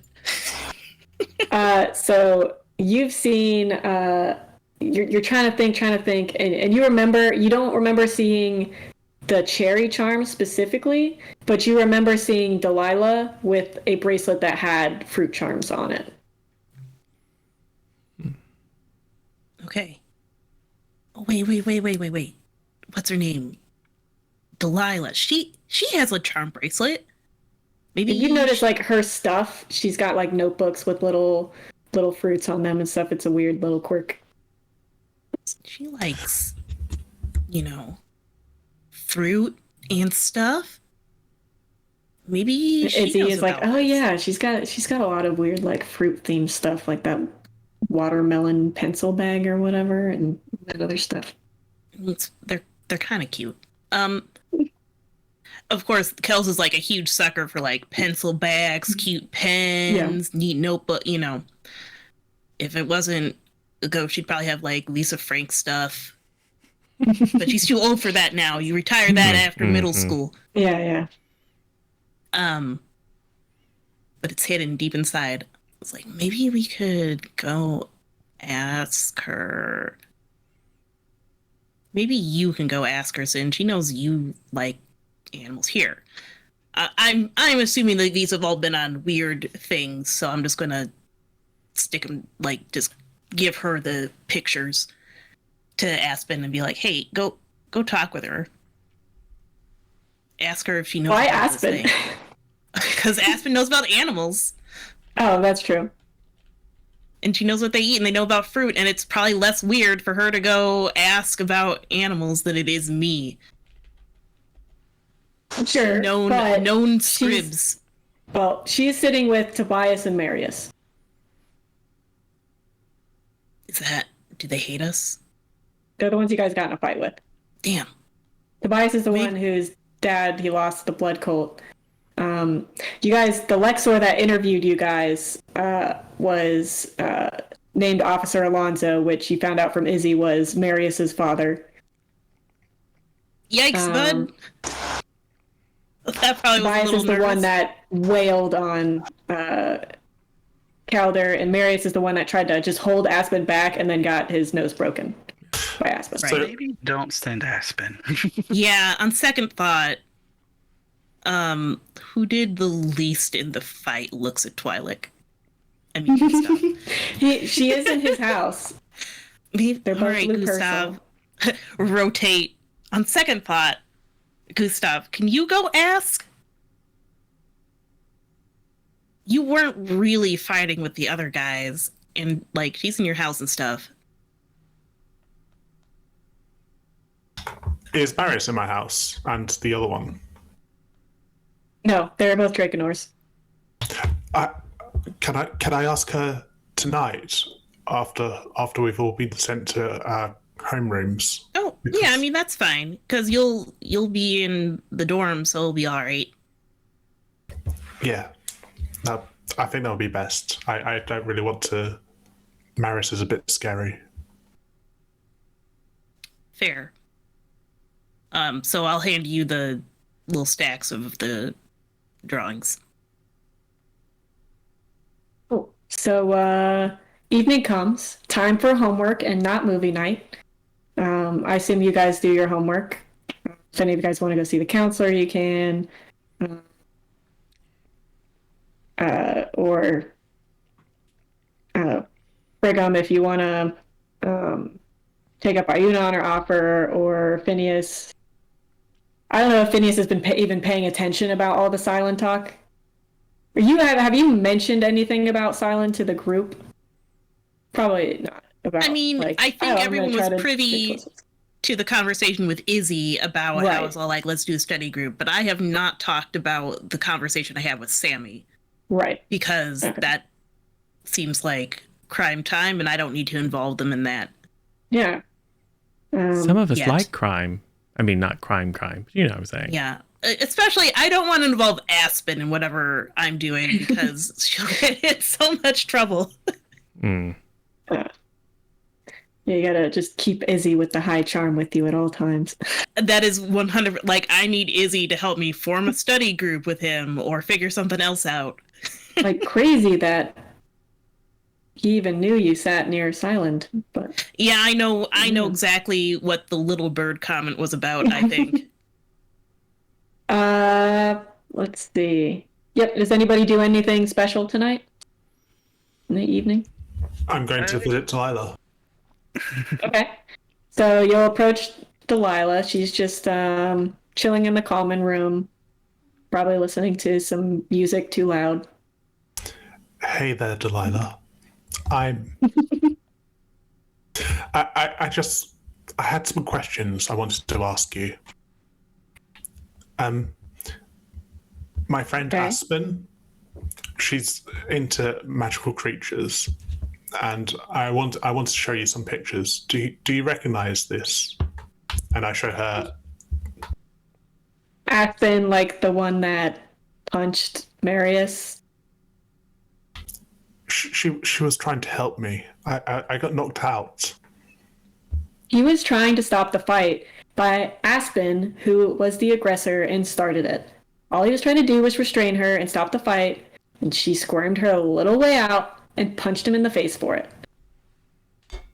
She's just lucky that Marius is too good a man and doesn't hit girls. I mean, maybe she was very lucky. Do you recognize the picture? But the lizard, no. Oh, what about My the... familiar is a snail, and she has a little like snail with a rainbow shell on her shoulder. Oh, it's so cute. I reach out and Yeah. try to touch the snail. Whoa, excuse you. Consent first. Oh, sorry. Can I touch your snail? No, your hands are probably dirty. Oh. Do you recognize the charm in the picture either? Oh, maybe. I mean, I have a lot of stuff like that. What is this from? Oh, well, I found it on the floor, and I was just wondering if it was your picture. Oh, But if it's not, then I'll try and find someone else. no, it's not. I wish I could draw that well. Okay. But you do have a charm like this. I have a lot of charms like that. Oh. Perhaps the person who drew it had a crush. Maybe. Ooh. Who's good at drawing?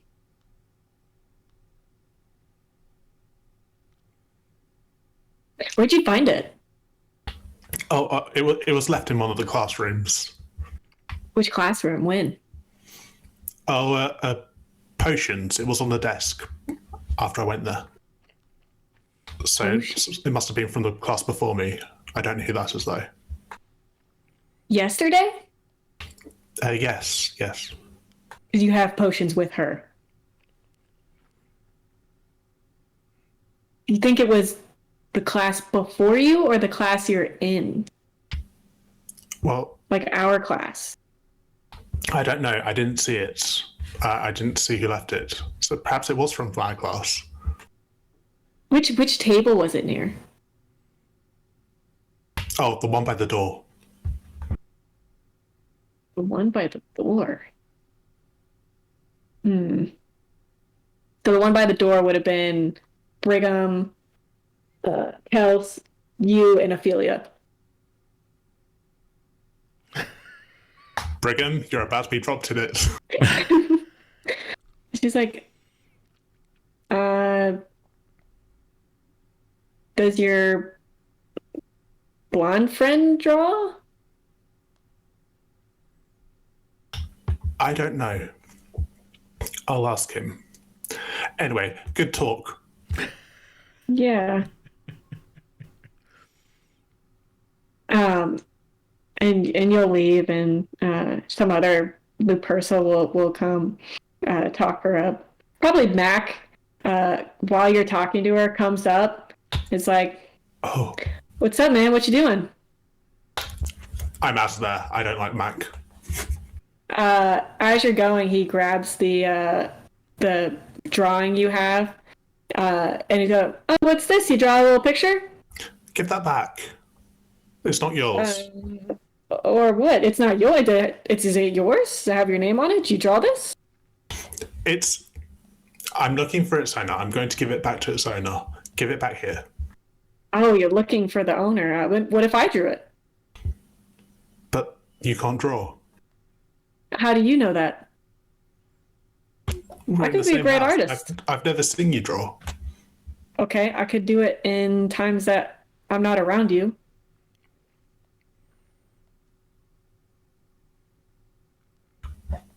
Give that back. Give that back. Delilah, help me out here. Like, you said it wasn't your drawing. I don't know what you want me to do.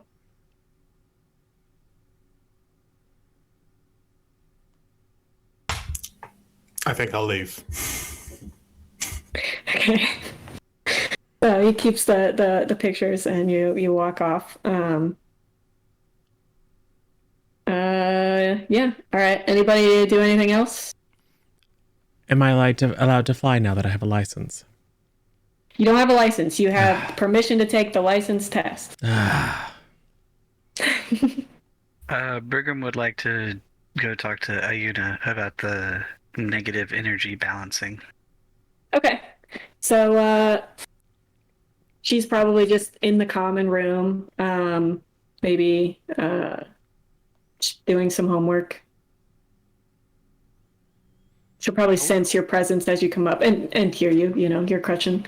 It's like, Brigham, how are you? Good, how are you? How were your classes today? They were just fine. I'm glad to hear it. Listen, I was thinking about your offer that you had about the negative energy and rebalancing, and I would like to take you up on it if it's still valid. It is great. I will absolutely go get my stuff. Okay, Let's do it in your room. It's very common to fall asleep. So you'll probably want to do any homework or anything before you guys do it. She'll take you through, she'll do like some guided breathing, so you like match her breathing.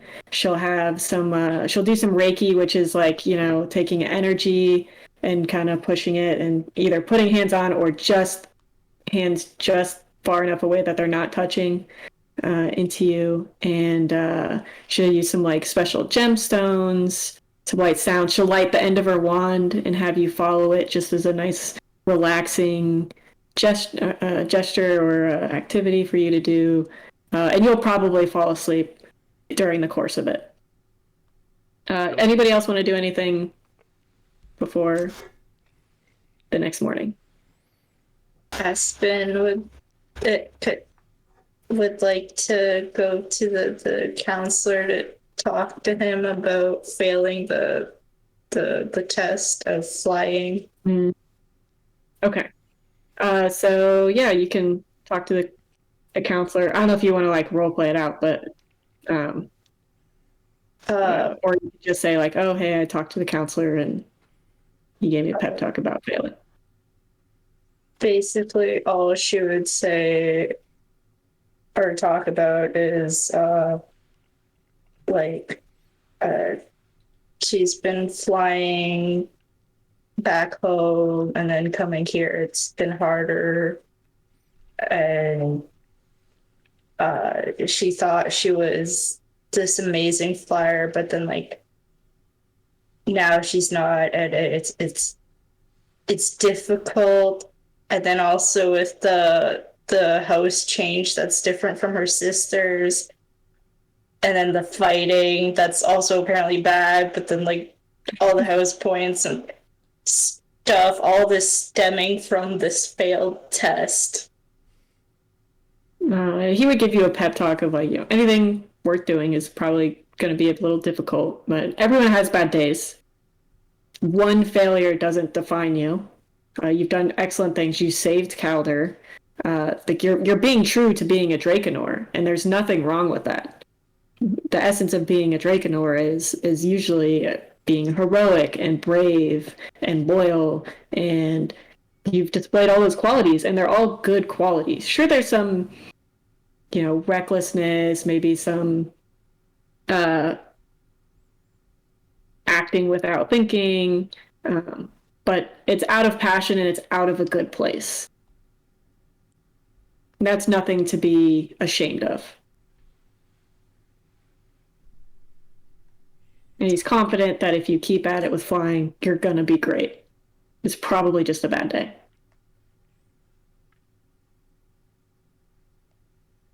Aspen will feel better and then go back and just have like a conversation with Sap in her room. Cool. So for the next morning, we'll say Phineas, Aspen, you'll get adversity tokens. Counseling's good. Brigham, you'll get 2 adversity tokens. You're feeling great this morning. You feel energized. You just feel more balanced. You know, you feel good.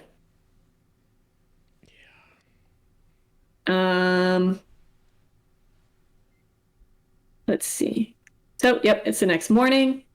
So you guys can have breakfast or do whatever it is you want to do before your first class, which is going to be potions. Oh, yay. Am I in any other classes with Sai besides Yes. over? Okay. That I'm Potions sitting near him? and transfiguration. Okay. Transfiguration, he sits kind of behind you. So you can see in I don't know if you have the rooms up, but Yeah, I don't still. Sorry. it's going to be potions. You don't sit with him in potions right now, but you know a seat change is coming Okay. from Mateo. And then transfiguration, you each sit in a pair where you have somebody else in your house next to you, but where your table's like right here, his is like right here Okay. behind. Okay. Sounds good. I'm still mulling over that study group, and I need to figure out a way to talk with them alone, except I don't have a guy who can just pull people in the back hallways to talk to, so Yet. Yeah. yet. Yeah. Beep up, Mateo. Yeah, Mateo, hold on. Let's see. So, yep, anybody do anything for breakfast or before breakfast? Anything you guys? I probably also confessed to Kels that I lost her. Oh yeah, because I'm probably like, how'd it go? Right. Holding out my hand for the papers. It didn't go too well. Delilah didn't recognize the charm. She didn't. She might have one like that, but she doesn't know. She couldn't say for sure. Okay. And then Mac, he's a third year. He came and he snatched it from me. Oh, The picture. gosh. You guys know Mac because he's the one that slammed the food in Calder's book and started that whole fiasco. What a jerk. Did you... I didn't tell anybody about your secret. It's Well, nobody knows you that's- drew the picture. Well, they're probably going to figure out it eventually. Like, well, what all did they say specific? What did you say specifically? I just said that I found the picture, and Okay. that's pretty Like, much where it. did you say you found it? Oh, in potions Where? on a table. The table by the door? The table that I sit at, Gustav? Come on! Come on, you say you find it in the hallway next time. You have to lie about this kind of thing, Gustav. In the hallway. Things drop all the time. You're right. I'm sorry. That's okay. You didn't have to lie about it to start with. But thank you though for covering for me. Like it's a Dreco. I'm not too sure this is really going to be like a thing. I was just curious, you know.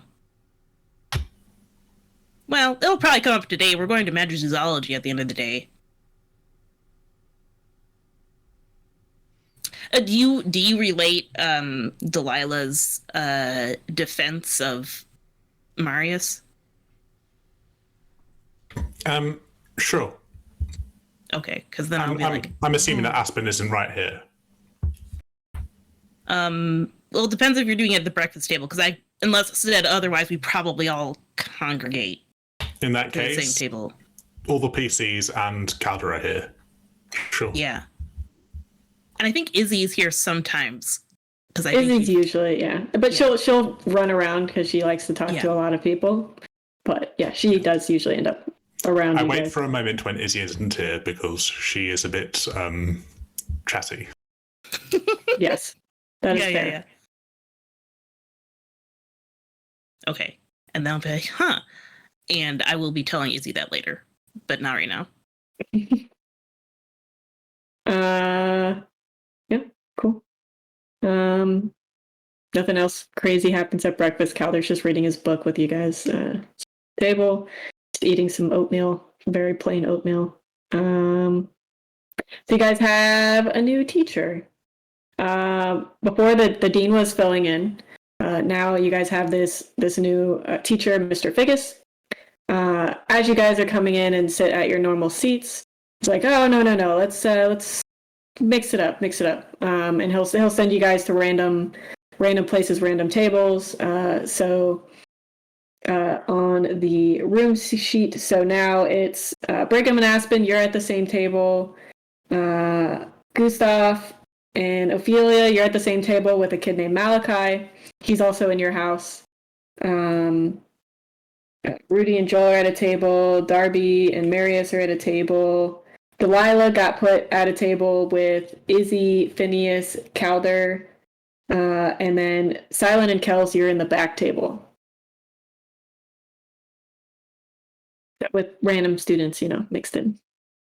But they're seat 4, so some of your tables are full.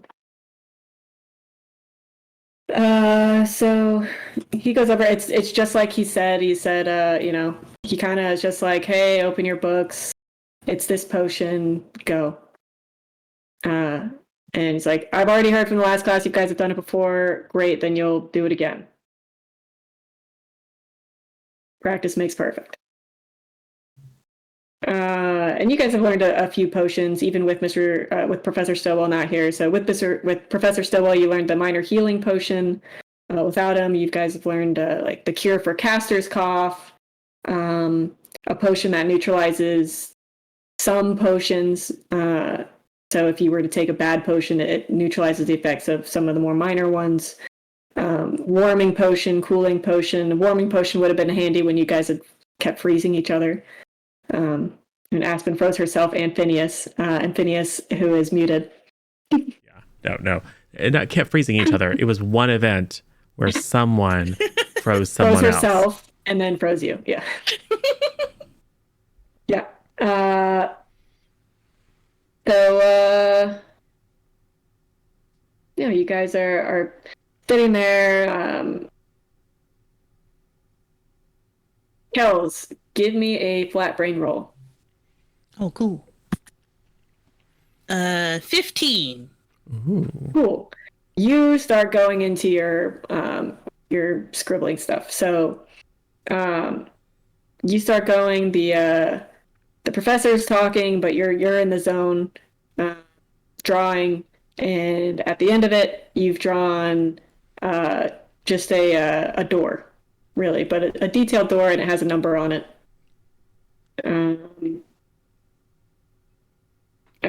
Island kind of is like, "Hey, you okay, Scripps?"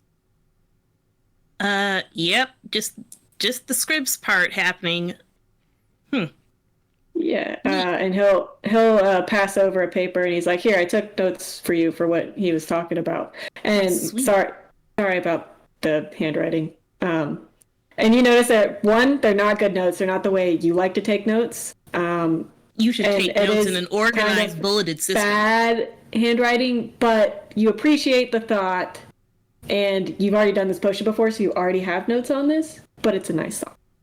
It is a nice thought. I will copy the notes legibly in the way that I would do it and filter in the information that was missing. But looking at his, that kind of thing. Yeah. Hey, thanks. Yeah, he looks proud of himself. Like, yeah, I helped. You guys can do a roll. Whoever at highest at the table rolls. So we'll just say you guys have done this potion before, so it's fairly easy. So we'll say 6.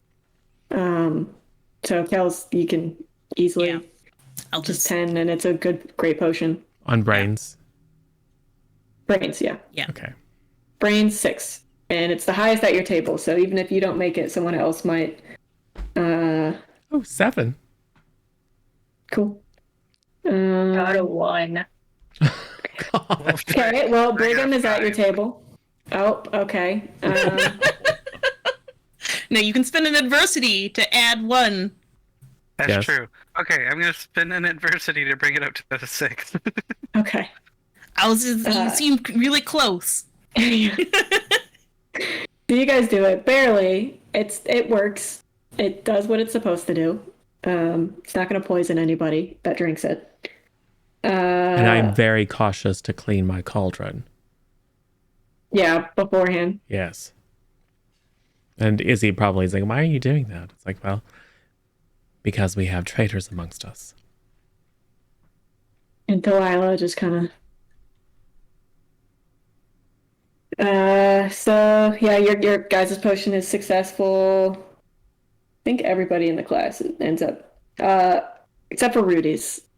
Rudy's table, yeah, he accidentally goes to like stir, and slips, and so that just spills the potion all over the floor, which he then slips in.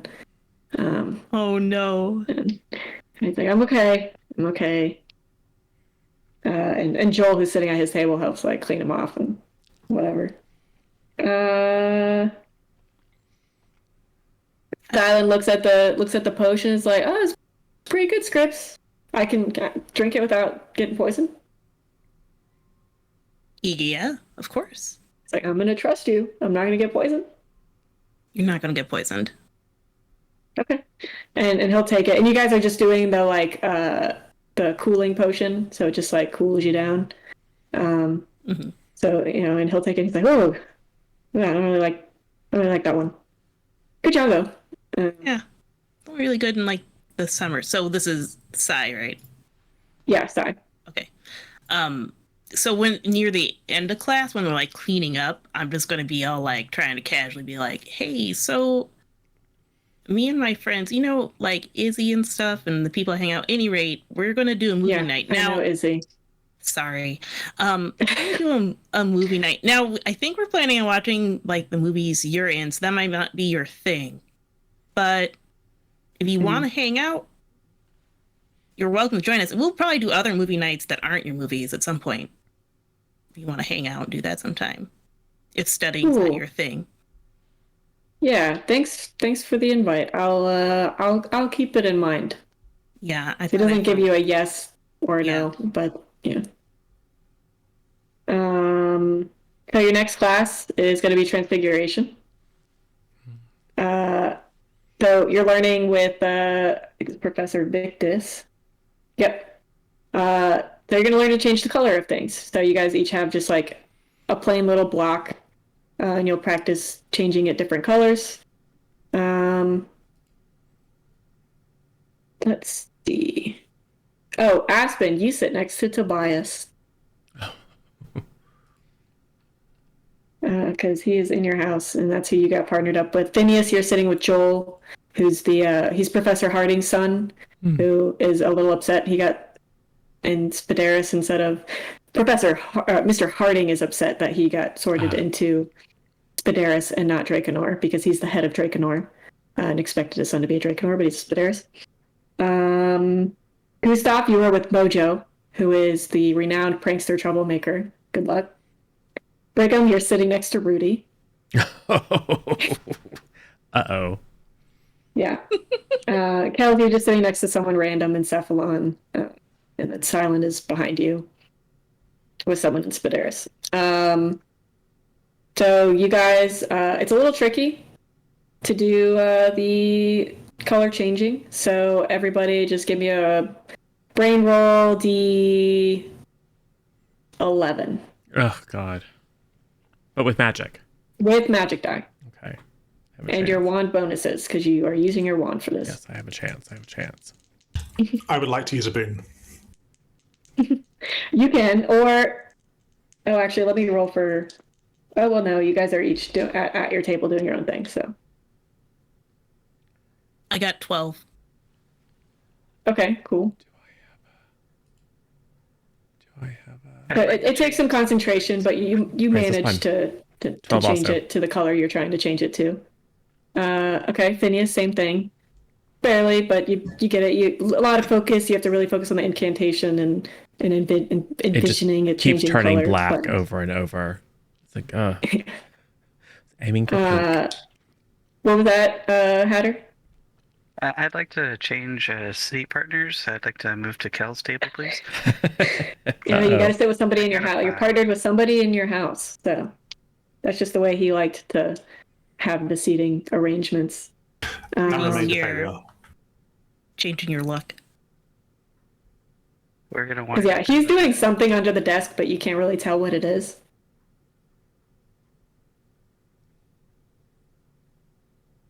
Nothing bad like that.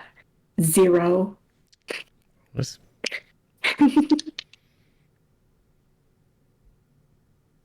I got a 5.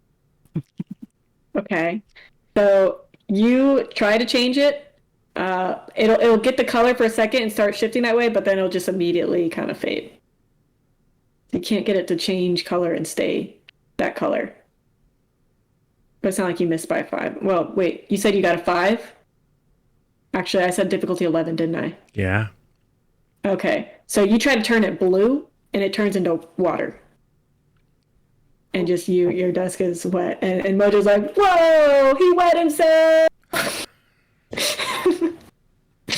And you'll hear a bunch of laughing from the class, and Professor Victus is like, enough, Mojo, and he'll just quickly flick his wand, and it'll go back from water, but you'll be instantly dry into the block that it was. It's all right, Brigham, try again. Anybody else but Aspen, Gustav? I got a 7. Okay. So yeah, yours also isn't quite going. 7, so you missed by 4. Okay, so not quite 5. So yours is, you try to do it, it'll look like a faint red, but not quite. Because he made the goal to make it your house colors. So it's almost starts to kind of get red. Black is fine because Spaderis is purple and black. But then it immediately fades and it doesn't even get like a good red or complete red. It just goes back. Gustav. 5. Okay, yours is, so you're trying to turn it yellow. So yours turns into a banana. Nice. And then the little gecko He with goes and wings gives comes it to out. Calder. Tries to eat it. Yeah, little gecko comes out. So Tobias will give you a tip, and he's just like, hey, it works if you kind of, at least for me, if you kind of envision the feeling that goes with the color. So he gets it, and his block is red, and it stays. It's a really like dark, solid red. And he's like, if you think of a feeling you associate with the color, that kind of helps me. I don't know if it'll help you. So go ahead, try again. Roll again, Aspen.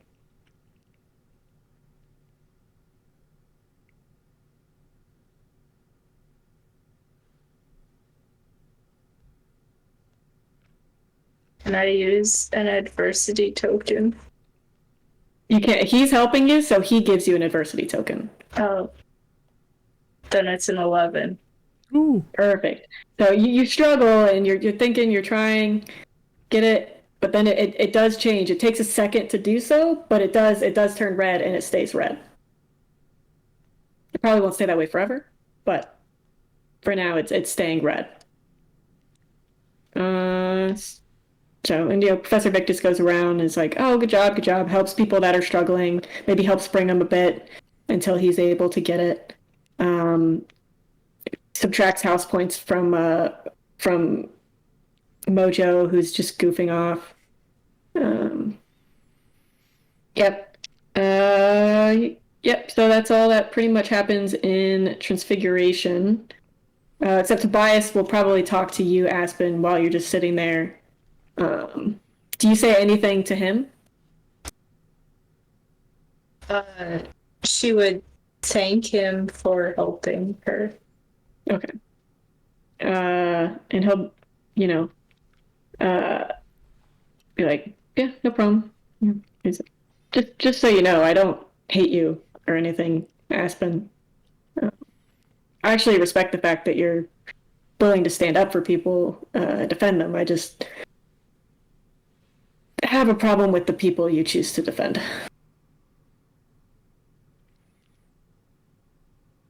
I mean, that's fair. That's your opinion. I respect that. I can agree to disagree on that point. But I'm glad to know that you don't have a problem with me, and maybe we could be friends, or at least work together enough to gain positive house points. Yeah, we are about Draconorus. And you signed up for Capers, right? Yes. I think we're going to have a strong team when we become upperclassmen, because we have a lot of people trying out for Draconor. Although I guess that's pretty much the case every year for Draconor, but I think our class is you, me, Marius, Lil J. I think a lot of good people will probably have a solid team, especially once Amelia becomes a senior. Yeah. Just a random question. Why do you defend Calderon? You know what he did, right? Like what Calabar did? Yeah. Yeah. Think I remember what he did. I mean, you have a loose understanding. Like you know Calder was in the cult. His father was the leader of the cult, and he was supposed to become the Arc Blood Mage, but that's pretty much all you know, aside from like there was a raid that happened. Tobias's father was the Lexor and died in the raid. So did Stella Stillwell, who was Professor Stillwell's daughter and Professor Levi's fiance. That's pretty much all you know is a lot of people died and got hurt. Some of the cult survived and are in prison at the moment. A couple got away. But Calder is obviously here.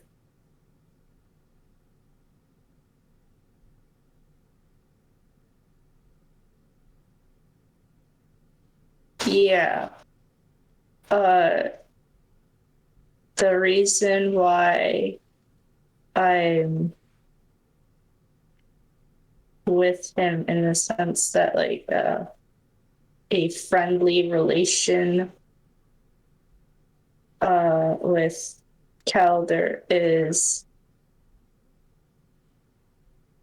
I don't think he's associated specific, like I don't think it was his choice, and that if he had his way, then he would choose a brighter path, in the sense that Calder is not his father, just like I'm not my parents type deal.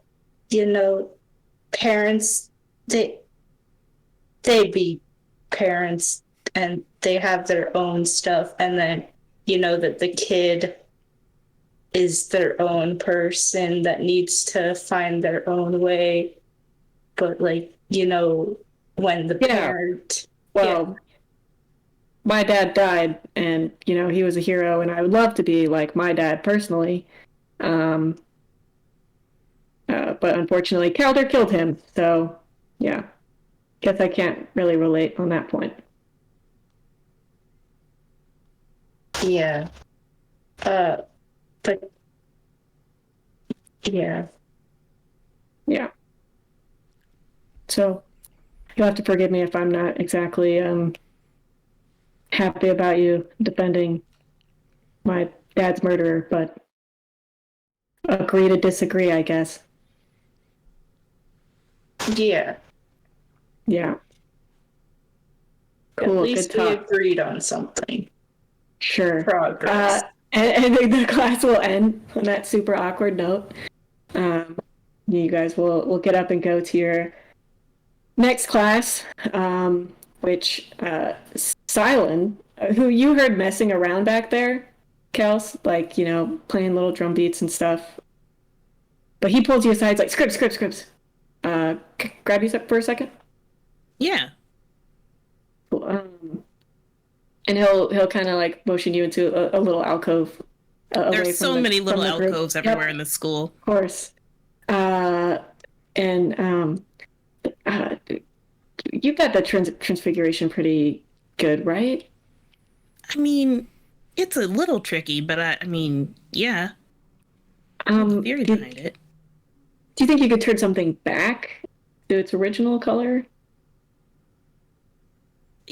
Yeah, it's just you just do the reverse process. Cool.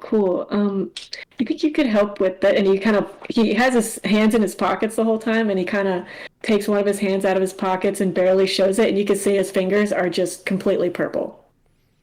And you don't know how far up it goes, but you know, like he turned his hand purple. So, you know, you could have let the professor know. I didn't want to, you know, risk the house points. I've already lost a few. I was trying to change my fingernail color to purple. Yeah. And I guess I got the whole hand. And then I tried on the other hand, and that one's just pitch black. Is just like. Why did you try? Okay, no, that's fine. Do I know? Is it work the same if you do it on people or not, or is it more difficult when it's on a living subject? Oh, it's going to be more difficult. Okay. It's going to be tricky. You got to focus on the skin. Yeah. All right. I think I can do it, but I'm going to need some favors from you. And maybe this is why a study group would be handy. So, you know. Favors? A study? What? Listen. You know, Izzy really would like an autograph from you. Nothing big. I can do that. Look, that's nice of you to get an autograph for your friend helping me out. That's totally doable. Yeah. I respect the business entrepreneurship. The hustle. Yeah. Yeah, respect the hustle. Yeah. And listen, I'm just saying, if you did a study group, maybe you wouldn't. All right. Anyway, is now a good time to try it out in the hallway? Is this going to take too long? You guys have lunch, and you have a long it's lunch. lunch, so we can just figure it out. All right, it's rolling time. Okay, so this is going to be, and if you want, you can try to do it yourself. You can seek out an expert. You can seek out a book from the library. You know what? Going to the or just library go to get for a it. book on this would probably be helpful because I'm assuming we didn't cover the person aspect in class, and I feel like I would be like, Yeah. let me go get a book. Just don't show off your hands. Because it is going to be a difficulty 14. Okay. Which is doable. Doable. Does the book help? Especially with the magic die. Yes. So we'll say it's a difficulty 13. Okay. So I'll borrow I put the it book on the low side already, but from the library. And then I'll try to do are you guys in the library? In silence, probably, wow, I've never been in here before. It's pretty big. I'm dying. Kelsey's dying. Yeah, no, we're probably in the library just out because there's probably like practice rooms and stuff like that. Or would they not have that here? No, yeah, there'd be study rooms that you can, get a key for, stuff like that. Yeah, we'll just get a study room for studying. Sai is, of course, just standing like this, covering his hands, like, one study room, please. Just librarian probably makes a thing like, oh, nice to see you in here, Sai. Did you want the tour? We thought they didn't include it when we walked around the school, but I see you found the way here. All right, study room magic time. Gross roll. I'm going to use a boon if we have those about. You.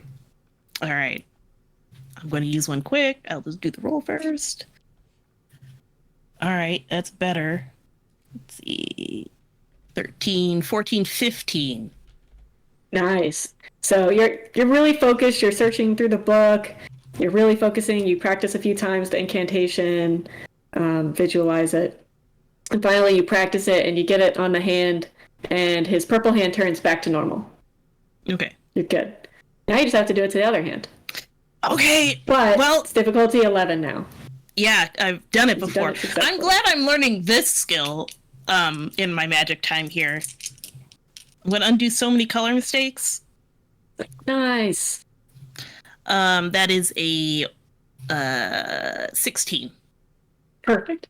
So this time you're able to do it. You don't even need to practice it. You just go for the next one. Boom. It's back normal instantly. Like it just goes right back. And he's like, you did it. That's awesome. You think you could paint my nails purple and black with the color charm? Yeah, I could do that. Do you want alternating or just one hand as one and the other as another? Alternating. Okay. Wait, no. One hand, one, and one other hand, the other. Okay. That's probably easier. Okay, difficulty 10. Because you have to focus on the fingernails, just the fingernails. Okay. Well, I can just take half then and do that. Yes. So I'll do that. Yeah. So you have to really focus. You're really focused on doing like each nail. Exactly, but I'm like, you got to make sure it's even. You don't want anything the wrong color. And then you do it, and he's just like, "Dang, that's awesome! You're really good at this stuff." Thank you. I'll see if Izzy has like a picture she wants signed and bring it to you later. Oh yeah, that's fine. You going to lunch? Yeah. Okay, cool. Do you want to join us? I've never seen you in the cafeteria before. Yeah, the instructors told me I wouldn't, get swarmed or whatever, or people wouldn't bother me, but people still come up while I'm trying to eat. So usually I just grab something and go, or I'll have like Joel grab me something real quick and we'll eat outside or something. Good news is people avoid Kels's friends. Except I'm Izzy's sure there, so that's the problem. Yeah, he knows Izzy, but he is unsurprisingly pretty aloof. So He probably doesn't even register. So when he goes to lunch with you and sits down, he doesn't even really register Calder, aside from like he looks maybe a little bit younger. Because Calder is 13. He's about to turn 14, but he's a little bit behind you guys. But they wanted to push him.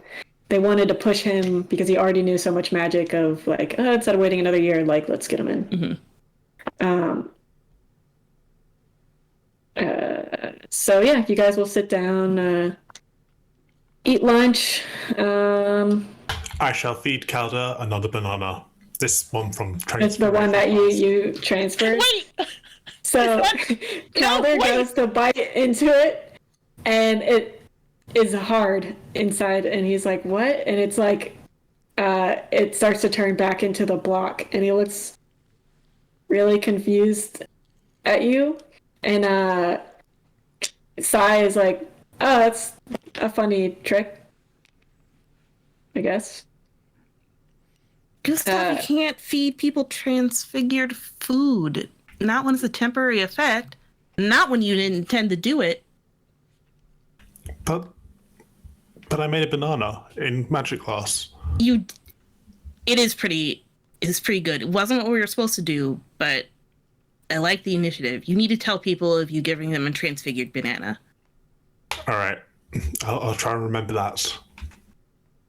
Calder will just kind of put it on the table and push it to the middle. Then he'll go back to reading his book. Thailand is not really paying too much attention. Izzy, of course, comes and sits with you guys, obviously, and tries to sit as close to Silent as possible. Unfortunately, I think it's like you're sitting next to him, so then Izzy has to sit next to you. It's like Calder's across. I'm going to mouth like, be cool to Izzy. I don't know if that will work. Yeah, maybe not. So he'll introduce himself too, and he'll be like, "Hey, I'm Sai, by the way." I'll be like, "Oh, what's your name?" To Calder, who is like, who is a stranger. He's like, Calder Calabar. And he's good. Oh, cool. 2K. Nice to meet you, 2K. And he'll go around. Guys, introduce yourselves, I assume. He's like, I actually know you, Aspen. Because he's probably toured your family's place before. And your parents are fairly famous, so they've probably been to like charity things and stuff, and you've probably gone with the family before. So you probably are acquainted with Silent, you just don't know him very well. You haven't really had any conversations or anything. Yeah.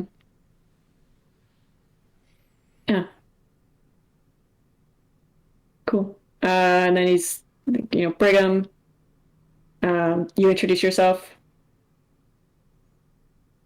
as... How do you introduce yourself, Brigham?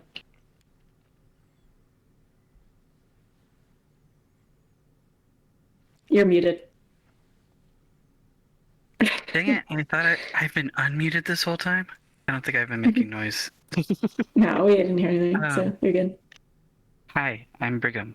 I'm in Kalatalk. Oh, nice. That's the frog one, right?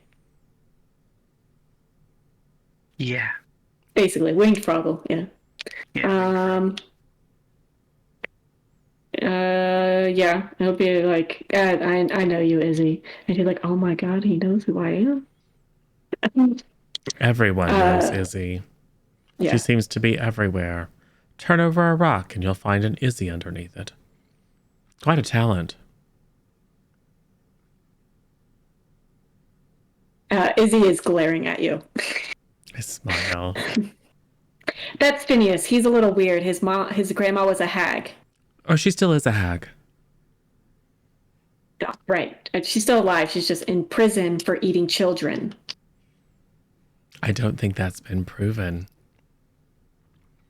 Why is she in prison then? I'm not sure she is. Izzy's like, And then I listen to my wand, and then I giggle. Silent's just like, okay, Phineas, cool. What was your name? Is Gustav? Yes, yes. I'm Gustav. Gustav is very Yeah. brave. I think you got some gusto, Gustav. Thank you. Very clever. And so you guys are eating. Silent is staring at you quite a bit, Phineas. You're not sure why, but he's just seems something interested, like keeps staring. Do I have something on my face? Oh, sorry.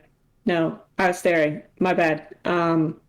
Your eyes are super cool. Was that like a transfiguration or No. like a potion? No. Maybe. I don't know. Probably a curse or something. Like actually? Well, who knows? Your eyes have always been like that? Yes, as long as I can remember. That's so cool. And Izzy is just like, yeah, super, super cool. I always said he has nice eyes. You make me very uncomfortable, Izzy. You'll get over it. Eventually. She's like, not compared to how uncomfortable we make everybody else. And then you guys just spend lunch. Silent is kind of just building out of bread a little house looking thing. Bored. Calder is staring at him intently. And then he goes, are you gonna eat that? Calder, who has a sandwich that he's not gonna eat, he just got it because one of you guys got a sandwich. So he's no, and pushes it. He's like, cool, dope, and grabs it and like finishes making it. Uses like a toothpick for the little door, so it has a hinge. It's like, oh, thanks, 2K. But what do you think? I will pull out a few extra gingerbread children and shoo them over so they can go live in the bread house. So, they go in and close the door. It's like, that's so cool. They're very friendly and delicious. Wait, you eat them? Yes, Like they love to be actually? eaten. It's their entire purpose. That's cool, but I don't know if I could do it. Give it a try. Calder They only is, squirm for a moment. Calder is staring at Sai, which is weird because usually he just sticks to reading his book. Kells, give a brains check. Yeah. We'll see how much you pick up. And Phineas, since you're close, you can give a brains check as well. I got a 1 because I was thinking about how I also don't want to eat the gingerbread children. Yeah. No. Yeah, I was really Makes thinking sense. hard about that. 7, which is about as good as I can get. Okay. You notice he perked up when Sai called him 2K. Oh, And since then, he's been like honed in on him. It's kind of, when he called him 2K again, he kind of smiled a little bit. oh, you mean like he likes it? Yeah. Okay. And Kels, you got a 1, so I'm not gonna. I got no clue. You won't get pick up on. I was thinking about the structural The other integrity thing. of that bread house also. Yeah. Okay. Cool. One of the gingerbread children has a slightly misshapen leg, and it kind of limps over and starts trying to climb up your sleeve to hide. And you're like, oh. And you guys aren't forgetting, if you fail rolls, you get an adversity token. Don't forget about that. Yeah. I definitely didn't forget about that. So cool. You guys had lunch. Good to go. What is your next ones? Dark Magic Defense with Professor yes. Ames. It is so teaching. And So, dark magic defense. Calder is in your class. Tobias and some others. You'll have to excuse me if I keep getting distracted. I dropped one of my dice and my cat is now just batting it all over the wood floor. Her new favorite toy. Unfortunately, I'm going to take from her so she doesn't swallow it. This is Dark Magic Defense. So Tobias is in your class, Lil J, Malachi, who's in Gustav's class and is at your potions table, and of course Rudy. Rudy is in all your classes. So Professor Ames will have you guys, we'll pick somebody. If anybody wants to volunteer, he's going to have you guys demonstrate. I like this class. And face off. So he's going to teach. He'll pick Phineas and he'll pick Tobias. So Phineas, he's going to direct you to cast a very basic hex. So essentially, what you're going to do is try to knock Tobias over, and he's going to have Tobias try to counterspell it. So it will be fight, I think. Yep. And for him, I think it's going to be brawn. Or is it going to be grit? Grit, okay. Yes, I'm better at defending than attacking, but that's fine. Yeah. I mean, the purpose is hopefully Tobias does, but yeah. But at least you want to be able to cast the spell perfectly. Yes. In theory, if you succeed too high, that's probably a bad thing. Well, you don't like Tobias, but I don't feel one way or another about him. No, Just think that, he might deserve some things. Okay, that is. Oh no, this might be bad. Because that's a 12, but it was a 10 on the 10. Okay, 6, 9, 10, 11, 12. This is a Gustav roll. Okay. A Gustav roll? Yeah, 21.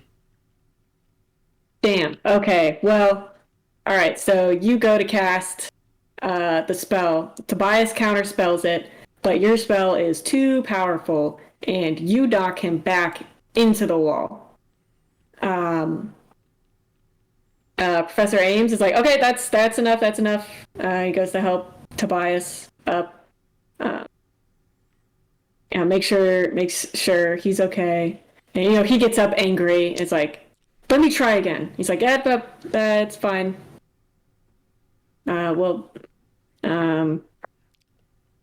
Take a breather. Nice spell, Phineas. Very powerful. Let's pair off. Have everybody pair off. It was a good, well executed counterspell by Tobias. Just more practice, so that as you practice spells, they'll get stronger. So your counter spells will get stronger. Everybody, pair off and we'll practice. Rudy, you're practicing with me. Just in case.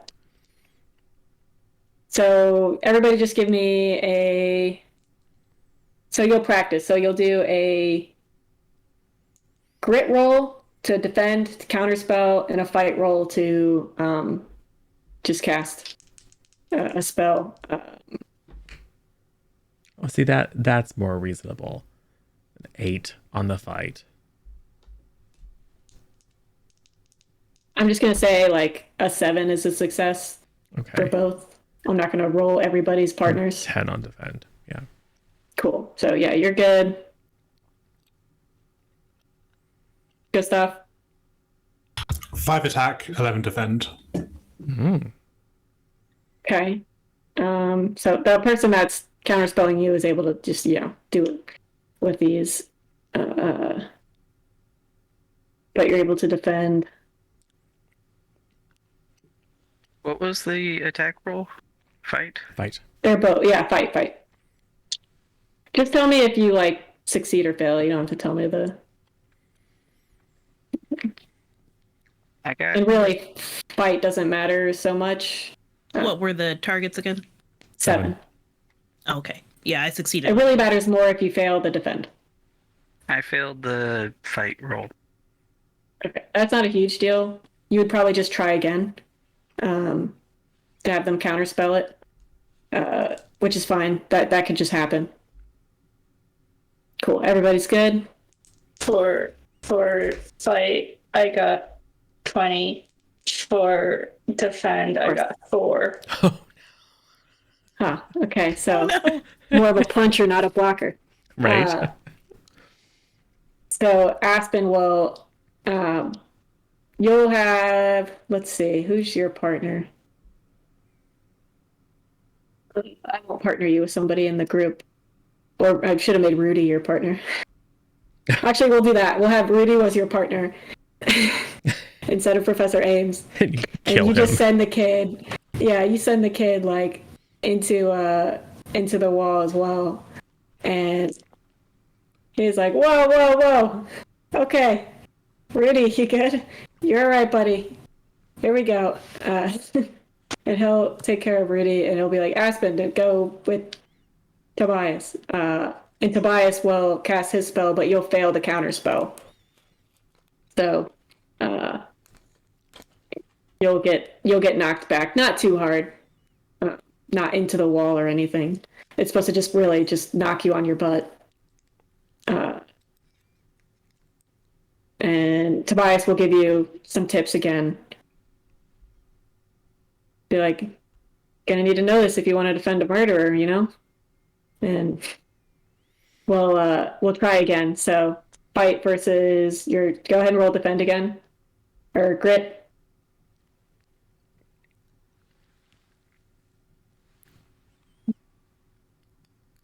Seven, 8, 9.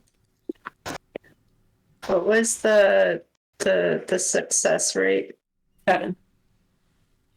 Okay. I rolled for him. He got a 10, which it's fine. The 7 could still succeed. It's fine. I just wanted to see if he went nuts or anything. So my grit is a 1d4, and I got 2 4s. Ooh, good. Okay, so then roll the 4 again. No, I did. Actually, no, I you already rolled the- succeeded. Gotcha. I So, I rolled mean- a 4 the first time, re-rolled it again, got another 4, so it's... Yeah, and you don't have to, once you hit the success, you don't keep rolling. You just, okay, you got it. It just keeps So- exploding. You get a 57. All magic ceases to be. It doesn't, in the rules it specifies you Yeah. stop at the success because it doesn't want somebody with a super low stat doing something amazing in that stat. Yeah. Like they'll be like, you can pass, but you can't do that good. Yeah. Like you're not going to succeed by +5 or something. Yeah, so you successfully counterspell it this time. You good. Class ends. He sends Rudy to Dr. Tetsuya. Poor guy. We'll have Gustav. Professor Ames says, Gustav, stay after class for me. Yes, sir. I'll write you a pass for your next class if you're late. So everybody else, you are going to Magizoology. But Gustav, you are going to stay behind with Professor Ames because he just wants to talk to you real quick. Gustav, it's my understanding you have a history with pulling off quite powerful magic. I read the reports after the investigation, and you were able to break Harding's seal spell on the window, from my understanding, which should not be possible with your level of magic. I mean, you are nymph-born, correct? Yes, sir. Both of my parents are nymphs. Interesting. So it's pretty unusual for someone from a nymph family to display such strong magic with such little experience. Did you turn yourself into a magpie as well? Oh yes, but Feeling should be that spell. Right. I can expect. Phineas is a bit of an unknown, but I think I can expect powerful and different magic from him. He still has a magical background, albeit unique. So, the reason I pull you aside is turning yourself into a magpie. While it was an accident, is still quite the feat. Self-transfiguration is one of the most difficult transfigurations. Typically, you don't do it unless you're in Avitus because you can't turn yourself back. But regardless, still pretty amazing. It's not a bad thing that your magic is so powerful with this little experience, but it is dangerous, and left uncultivated properly, it could be a problem. And given you and your friends have a history of breaking the rules and casting certain magic when you're not supposed to, bit of a blatant disregard for the rules, whether the motives were good or not, good motives aside, I think what you did was noble. Let me start off by saying that. But I think it would be good if I took it upon myself to help you learn how to control this great power in a more safe and controlled environment. And let me be clear what I'm offering. It's not a requirement, it's an offer. To privately tutor you to better wield your magic and fully realize its potential in a safe way. Is this something you would be interested in? You mean like after class? Or like in the holidays? Or Right, in the evenings when there's time. It would need to remain between us. It's not, additional instruction isn't unheard of, but I don't want others to get jealous or feel like you're getting special treatment because I'm giving additional attention to one student, but different students have different needs, which is why I'm offering this. okay, Not the first time I've seen it. I'll keep it quiet. Great. Do you have any clubs this afternoon? I'm in the dueling club and the flying club, but we haven't really done any dueling yet, so I could drop after that one. Great. I mean, what I teach you is I am the dueling club sponsor, so. Right. Okay. Great. Well, in the evening after you're done with your classes, feel free to stop by here and give you some private tutoring. Okay. I'll see you soon then. And he'll write you a quick pass for your next class because you're probably going to be a little bit late to Magizoology. So you guys go to your next class, Magizoology. You guys are still learning about, or you guys just finished learning about all the different like equine creatures, so like anything that's like kind of related to horses, so like Pegasus, griffins, hippogriffs. Not a unicorn. You learned about unicorns, but you did not see a unicorn. Too dangerous. So, Hippocampus. You know all about all that, the don't you, Brigham? like fables. Fable creatures. Today you're just probably looking at something pretty mild, like a pixie. So they're very vain. They like shiny things. They like looking at their reflections. And they can be extremely useful. Well, parts of them. Their wings are often used in potions. Yes. They don't like it. Their wings will grow back, but they do not like their wings being taken. Yeah. Let's see. It's been the whole time Izzy looking and around Mateo. for Draco. Oh, yeah. Draco's here? No? Okay. Give me a brain roll. Someday there'll be a Draco. But a 5, not today. Oh no. So you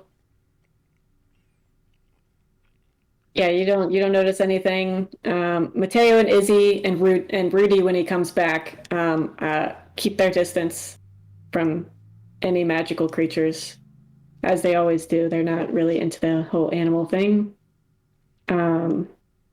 Izzy, the only animal she likes is her querret, which is like a koala parrot thing. That's about it. And Aspen, since you're the teacher's pet in this class, he'll probably ask you a question. Give me a brains roll of 5. Should be easy for you. You know a lot about these creatures. Can I do the half roll, half Yes, thing? you can. Okay, so 5.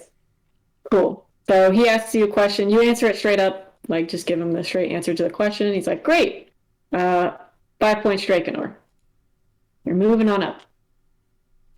Phineas, you got 5 points for Spaderis in Dark Magic Defense. Forgot to give you that from Professor Ames. Excellent.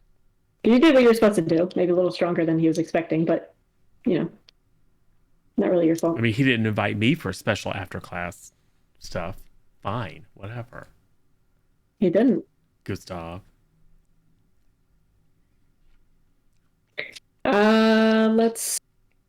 That's it for Magizoology. So nothing crazy happens in that class. Rudy keeps his distance, so he's good.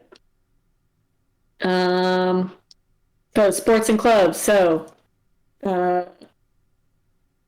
Potions Club is today. So Bryce will practice with Brigham if Brigham wants to practice underwater hockey, but Mateo is going to be in Potions Club. I don't know if Kelsey, you joined Potions Club, but I don't know if you just did it just because that one session you joined it in episode 3 just because you were like, maybe they'll know more about the potions, and you signed up and then you went to the library and then nothing happened. Yeah, that probably happened. If none of the other clubs are going, I should go to Potions Club because people are going to be in clubs for movie night anyway, so. And that seems like some more hands-on learning. You do have tomorrow, Saturday, anyone that wants to do the permit test, that's when that happens, so it's not today. Okay. So yeah, you and Mateo will be in the Potions Club practicing. He'll probably show you a cool little potion. Let's see. There should also be a potion that changes your nails to be a different color, and then everyone just be like, but why? He sells a lot of eye color and hair color changing potions to Sammy. Interesting. If he mentions the eye, like if he knows how to make eye color changing potions, that'd be neat to learn. For me personally. Yeah, he can, because he can mention, he's like, oh yeah, my best sellers are definitely the eye colors and the hair colors. Oh, neat. Where do you and then he makes a special it's not really a potion, but it's a like a hair gel essentially. But he makes it special for Sammy, I think. Yeah. Slicked back. Yeah, exactly. Yeah, he can teach you the eye color changing potion. The ingredients, some of the ingredients are available in Potions Club. You're not going to get ingredients for like Potion of the Seer because those ingredients are way too expensive. But for milder potions, you guys will have access to ingredients. The problem is Professor Stillwell doesn't really sponsor the club anymore, obviously.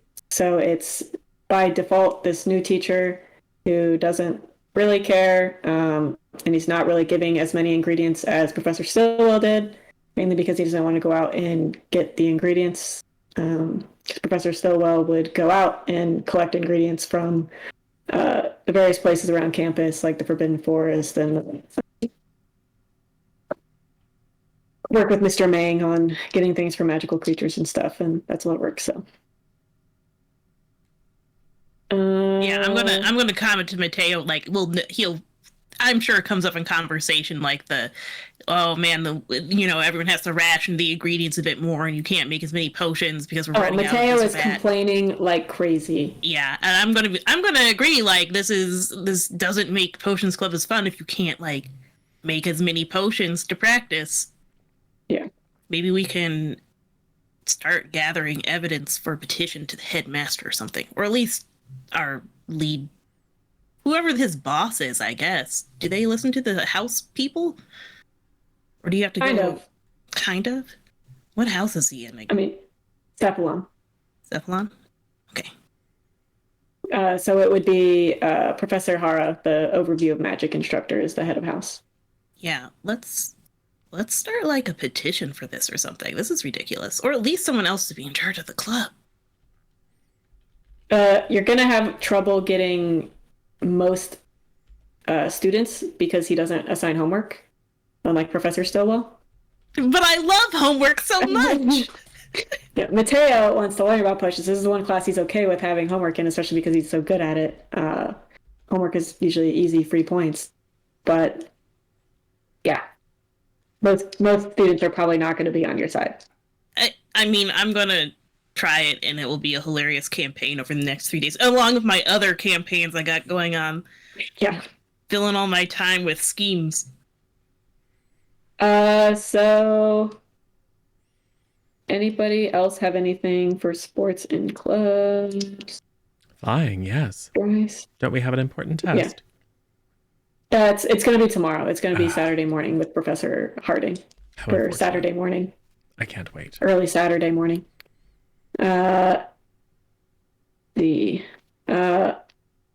Gustav, do you go do tutoring with Professor Ames? I do, yes. Did you tell anybody about it? I do not know. You don't know, or you didn't tell anybody? I did not tell a single person. Okay. So you go off with Professor Ames. And he read the report that you tried to do a fairly simple fire spell, but you weren't able to do it. And then you did a fireball, essentially, that Phineas had to deflect into the trees that started the fire. So he's going to work with you on the fire spell. And in the dark magic defense room, he can have it to where it's essentially fire. Like, you're not going to set anything on fire if you mess up. And he's more than capable of deflecting anything from harming him. So, just give me a flat fight roll. Flight, did you say? Fight. Like fighting. 1. No. Cool. All right. So, huge fireball that he has to essentially he puts up like a quick ice wall in front of himself and then walks over as you're like, ah! Just spewing a flamethrower, essentially. And he'll cast a quick spell that'll knock the wand out of your hand, and it just falls to the ground, smoking. All right. Good start. Well, you can do it. But we just got to work on the degree, the magnitude of your spells. Which is a good one to do. Fire is actually pretty difficult to control. It's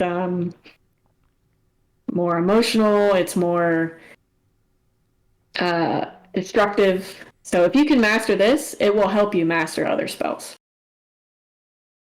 And he will work with you on starting to tame that down.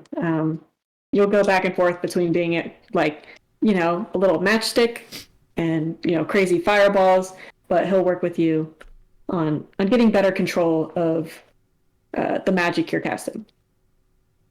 So you can have 3 adversity tokens.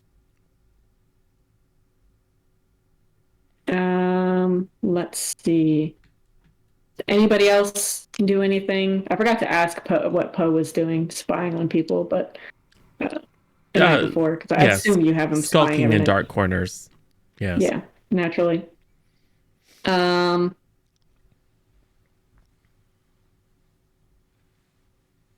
Is he always doing that? Oh, unless I ask him to do something particular, yeah. Gotcha. Okay. Let's just do.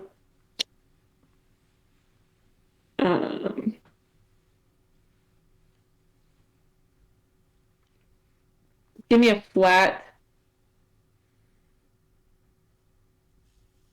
Great. No. Let's do flight. Oh, like him being sneaky and hidden. Yeah. All right.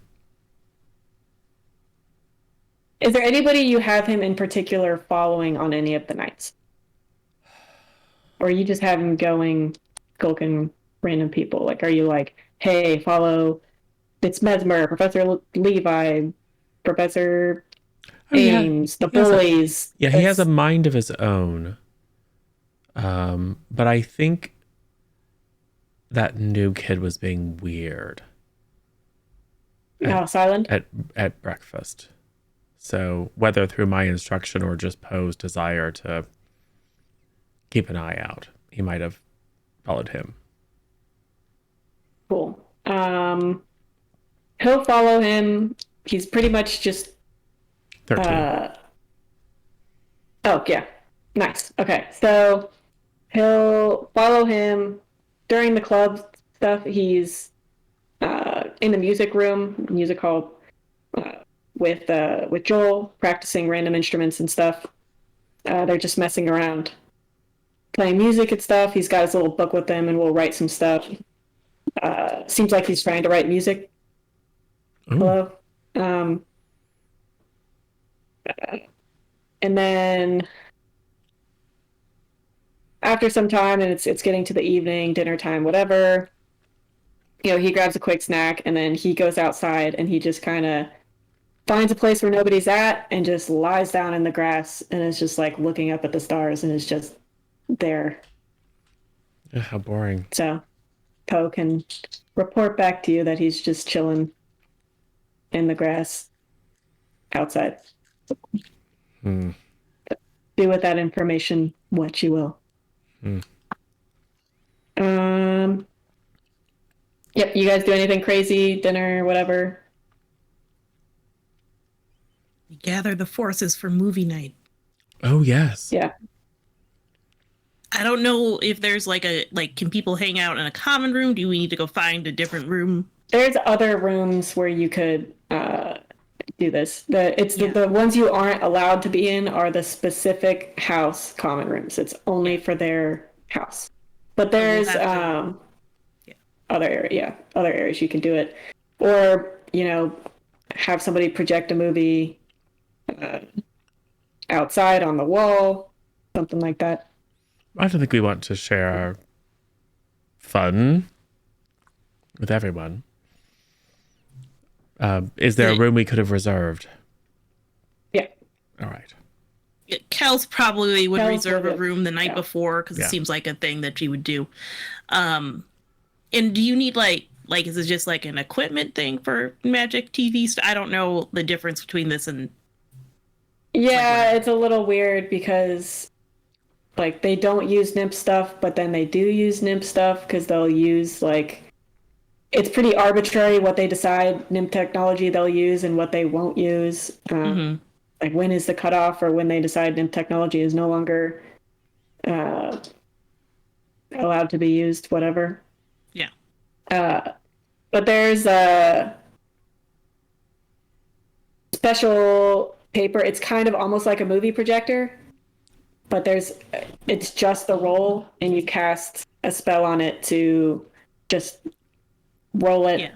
And there's a device that you can buy so that people that can't cast that level of magic can just essentially hit the button and it'll project the movie. Can you rent one of those at the school?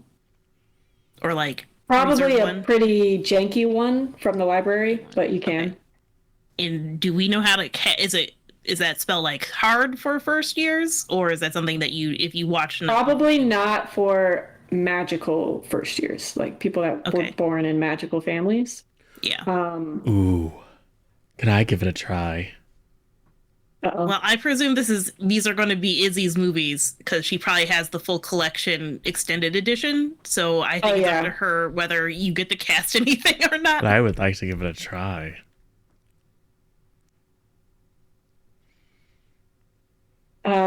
Izzy is not going to let you near her movies. Yeah. She's like, you can practice on your own. You're not ruining my special edition copies of the Scion series. I felt confident I could make an improvement. Yeah, your idea of improvement is different to most, I'm sure. With you, everything's relative. Let's see. Yeah, you guys can watch the movie. You guys rented a room. You might, Izzy will probably ask, like, did you invite Silent? Did you invite Silent?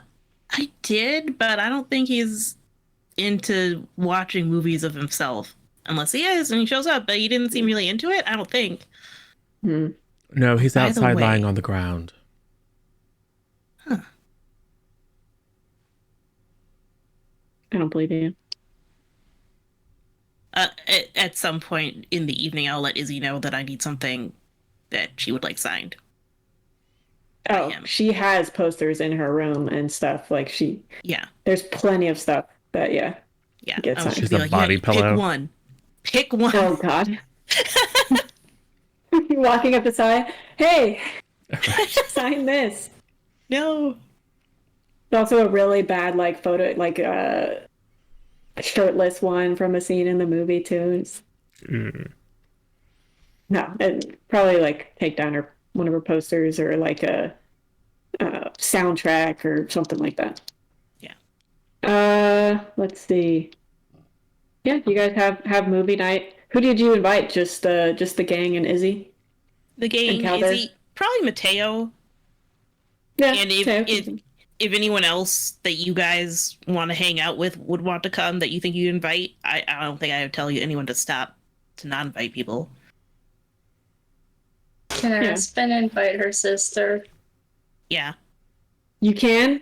She is like, wow, thanks, but I'm gonna hang out with my fourth year friends. Right. Awesome. And we'll hang out later.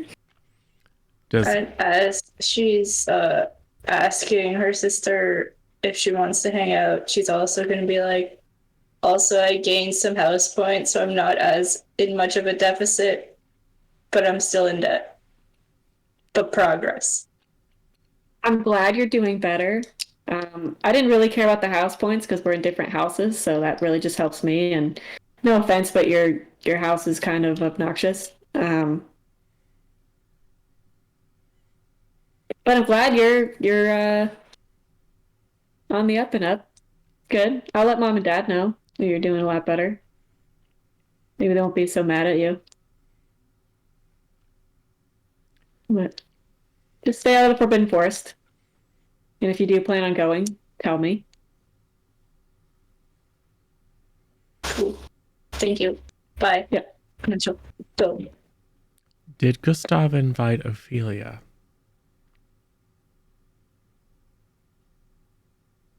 Yes. Okay. Good. Cool. Ophelia will go. Brigham. So yeah.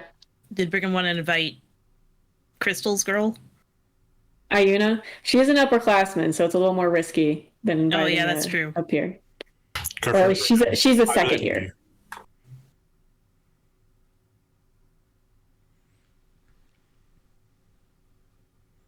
I don't know if Brigham's even listening.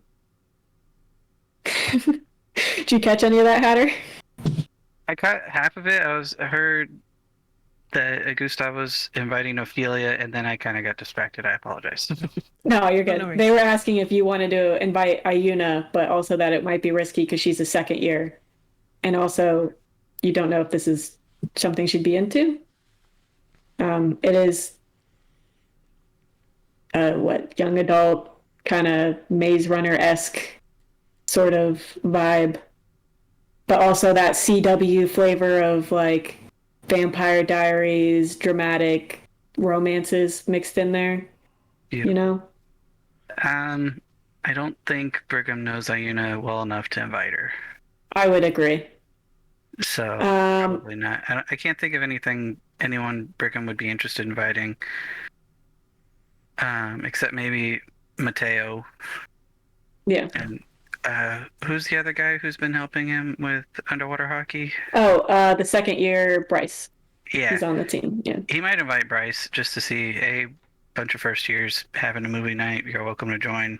Something to do. He'll appreciate the invite, but he's probably like, he'll probably ask who else is going, and then when he notices it's all first years, he's like, you guys have fun. Totally fair. But yeah, like if it was just you, him, and Mateo, maybe, but it's a little weird when it's mostly first years. Yeah. Anyone do anything after your movie night? Assume you guys make Complain. like fun special popcorn. Calder is a little confused watching the movie because he recognizes Sai and is like, when Sai comes on, he'll probably like kind of hit whoever's next to him, probably Phineas, and is like pointing at the screen, confused. No, it's all make-believe. Remember what I told you about the opium of the masses? He's pretending to be a vampire. Was this movie made by vampires? Look, they're supposed to be all romantic and sparkly and things. Not a one of them smells like the grave, clearly. Wait, can you smell wizard movies? No, but you can smell vampires. Is this like a 4D movie? No, but there might be some. It depends on the quality you get. This is the special edition, so maybe like when they're flying through the air, you'll get a little bit of wind or something. But no, but you can tell from the way that people react to them that they aren't hideous ghouls. It's just acting, Phineas. But it's not the way it actually is. Makes it difficult for you to find it It's not a documentary. Yes, well, like I said, I think it was made by vampires to lull mortals into a false sense of security. So they'll think that vampires are somehow attractive and interested in mortals for anything other than eating them. We all know it's fiction, and that real vampires don't do this kind of thing. Do we all? Have you met our peers? Does Izzy know it's fiction? Yeah, very funny, Phineas. Vampires are basically extinct. We already know that. Isabel, I could introduce you to an actual vampire if you'd like. Wouldn't that be Vampires romantic? Are extinct.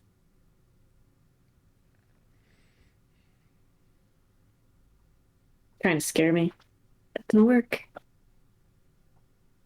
I'm gonna make sure that Poe shows up at her window and taps sometime tonight. When the movie ends, obviously Kels is like, well, the main difference between this and the book, and so on. To anyone who's listening, Calder will probably speak up. It's like, there's a book? Oh yeah, I have the whole series. I don't know if Izzy would have the whole series. He would, and has never read them. Yeah, pristine collector's editions. Yeah. No, I was like, I have the whole series. You want to borrow them? Yeah, let me go get them. And I'll do that at some point before we all go to our different houses. Cool. So you'll get the books and... Oh, wait, he's in our house. I can just grab it off. He is, yeah. Yeah. Before Kels peels off. Mm-hmm.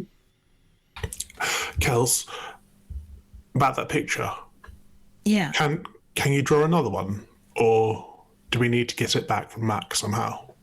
I mean, it probably wasn't important. And to answer your other question, and then I'm just going to try to draw it again, and it just looks like a bad lizard.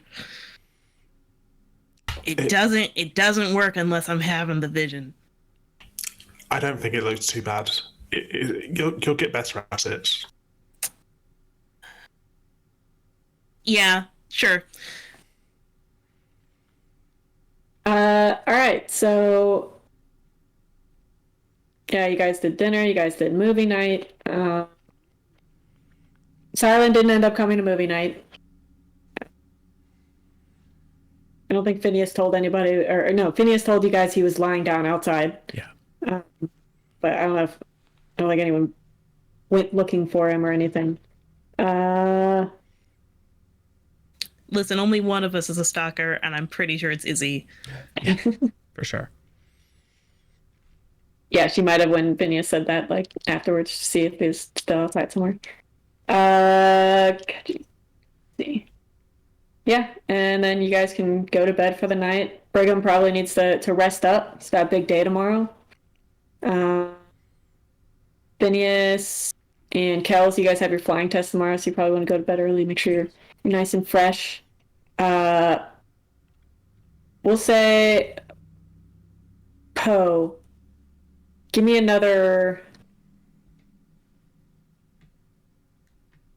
flight roll. Flight is fine, yeah. Ooh, do you have him 19. Do you have him looking for anyone in particular, or anyone you think he would be looking for in particular tonight? I think anyone do anything unusual. I did teach him to say, "Let me in, Izzy," and to tap on her window. But that was just a fun little thing. Okay, you probably... Would he find Professor Levi and Professor Ames talking interesting? Yes. Or weird? Yes, because he knows Okay. that I respect, but I'm somewhat concerned about Professor Levi. Okay. So Friday night, so they're talking, they're having a drink together. And when Poe comes in, Professor Levi does not look to be in the best mood. He's kind of venting to Professor Ames, and it's like, "You had to come in and save the day again." And he's like, "Some sheepdog I am." And he kind of like wallows in his drink a little bit, and it's like, "Stella would have been better at this." And Professor Ames will be like, "Don't do that to yourself, Cole. I already know where this is heading. Not go there." He's like, I know, I just... But part of me is surprised that if Simon was willing to take revenge out on a boy like Calder, and why didn't he target me too? He had me. I was unconscious, obviously. I was easy target. He could have. And then, Professor Ames will cut him off. It's like, because Stella's death wasn't your fault. We both know, even if she knew the outcome going in, she would have still gone in. No one was stopping her. She was a true Dragonor at heart. She knew the cult had to be taken down. She did what needed to be done. And Professor Levi will be... They never would have found him in the first place if it wasn't for me. Simon knew that. He used to hate how obsessed I was with Cadus. And he would tell her not to encourage me. And look what happened. And Professor Ames will, take a sip of his drink, shrug. It's like, oh, maybe you were too heavy. Cole will Professor Levi will give him a look like, he's like, Simon was a very calculated guy. You probably weren't part of the plan. Maybe a contingency. I don't know. Maybe he just didn't want to go too far off script. Or maybe that's just it. He was going for the potential threat. He didn't want what happened to Stella to happen to anyone else. He knew the potential for Calder. Misplaced the anger and blame. I don't know. It's really just best not to dwell on it, Cole. Yeah, sure. And they'll later on in the night, as the night gets later, Professor Levi goes to bed. Professor Ames goes into the Forbidden Forest that Poe sees, but Poe doesn't follow him all the way in. Mhm.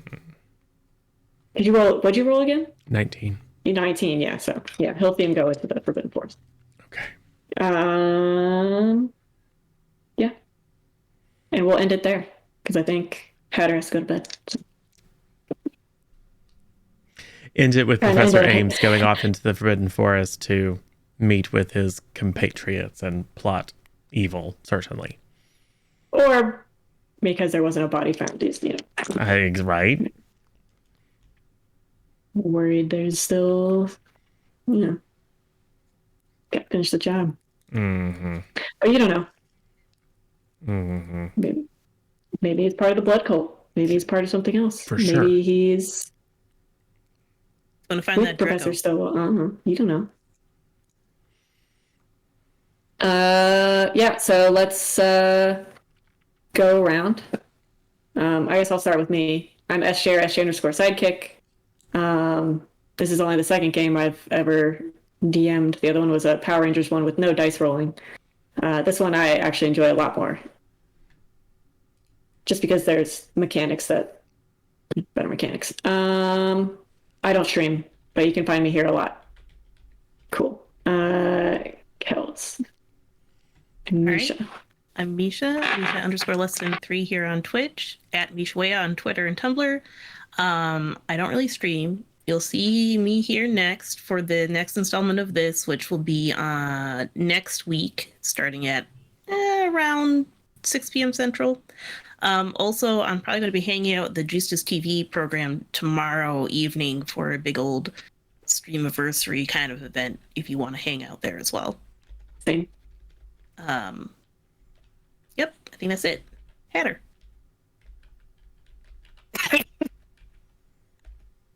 Oh no. Sorry, bad timing. I go to talk and I cough instead. Hi, I'm Heather. I played Brigham White. Right. One of these days I'll remember my own damn name. Been enjoying being on Teen Magic Academy. We'll be here next week, next Thursday. Yeah. Looking forward to seeing how well I roll for underwater hockey tryouts, because Dice did not seem to want to agree with me today. But then all you. Hi, I'm Sin or Sinful__potato on Twitch, YouTube, Instagram, Twitter, TikTok, all the social medias, basically. I play Aspen, Wisteria, Everheart. Yeah. I do stream on Twitch. I don't know when I'll stream on Twitch next, but I do stream. You can find me in people's chats, just hanging out. I'll be here also next week for the second episode of this. So yeah. Twi. Hello, I'm Twi'lek, and I have been playing Gustav, Princess of Evil, and I will be next on this channel next week for this again. Zero. Yep, I'm Zero or Zero Daylight or Michael. You can sometimes find me here running games, or if I'm lucky, getting a chance to play them. And yeah, so we've got Teen Justice Academy, no relation, coming up sometime, yet to be worked out, for what is sure to be an extraordinarily traumatic little trilogy. And then other irons in the fire as well. So stick with us. Go head over to cpluscontent.tv, which is where all of our content lives on YouTube. You can find the first episodes of Teen Magic Academy there, and a whole bunch of other like fantasy stuff and spooky stuff and sci-fi stuff and one-shots and series, etc. So go check that out. And you can always pop in and say hi at community.cpluscontent.tv, which is our Discord channel where we talk about nerdy things and fun people hang out and share memes. So cool. Yeah. Thanks everyone. Thanks SJ for running. Thanks everyone for coming and playing. And thanks everyone for wearing all their gear. we should probably go say hi to someone. Who do we think it should be? Better show off your cool gear. I know, right? We could, well, let's see. Zam is playing RimWorld. We haven't said hi to Zam recently. Skeletora is playing Dragon Age Origins, which is an awesome game. Yes. But I'm also open to suggestions. Dragon Age has magic and mages in it. It does. It does. Both And Total blood Party magic. Chill and Gilletized are playing Dungeons and Dragons. So we can do D&D, Dragon Age, or hang out with Zam playing RimWorld. What do we think? It's all good choices. Dragon Age. Dragon Age. Okay, easy enough. We'll hit Skeletor up again.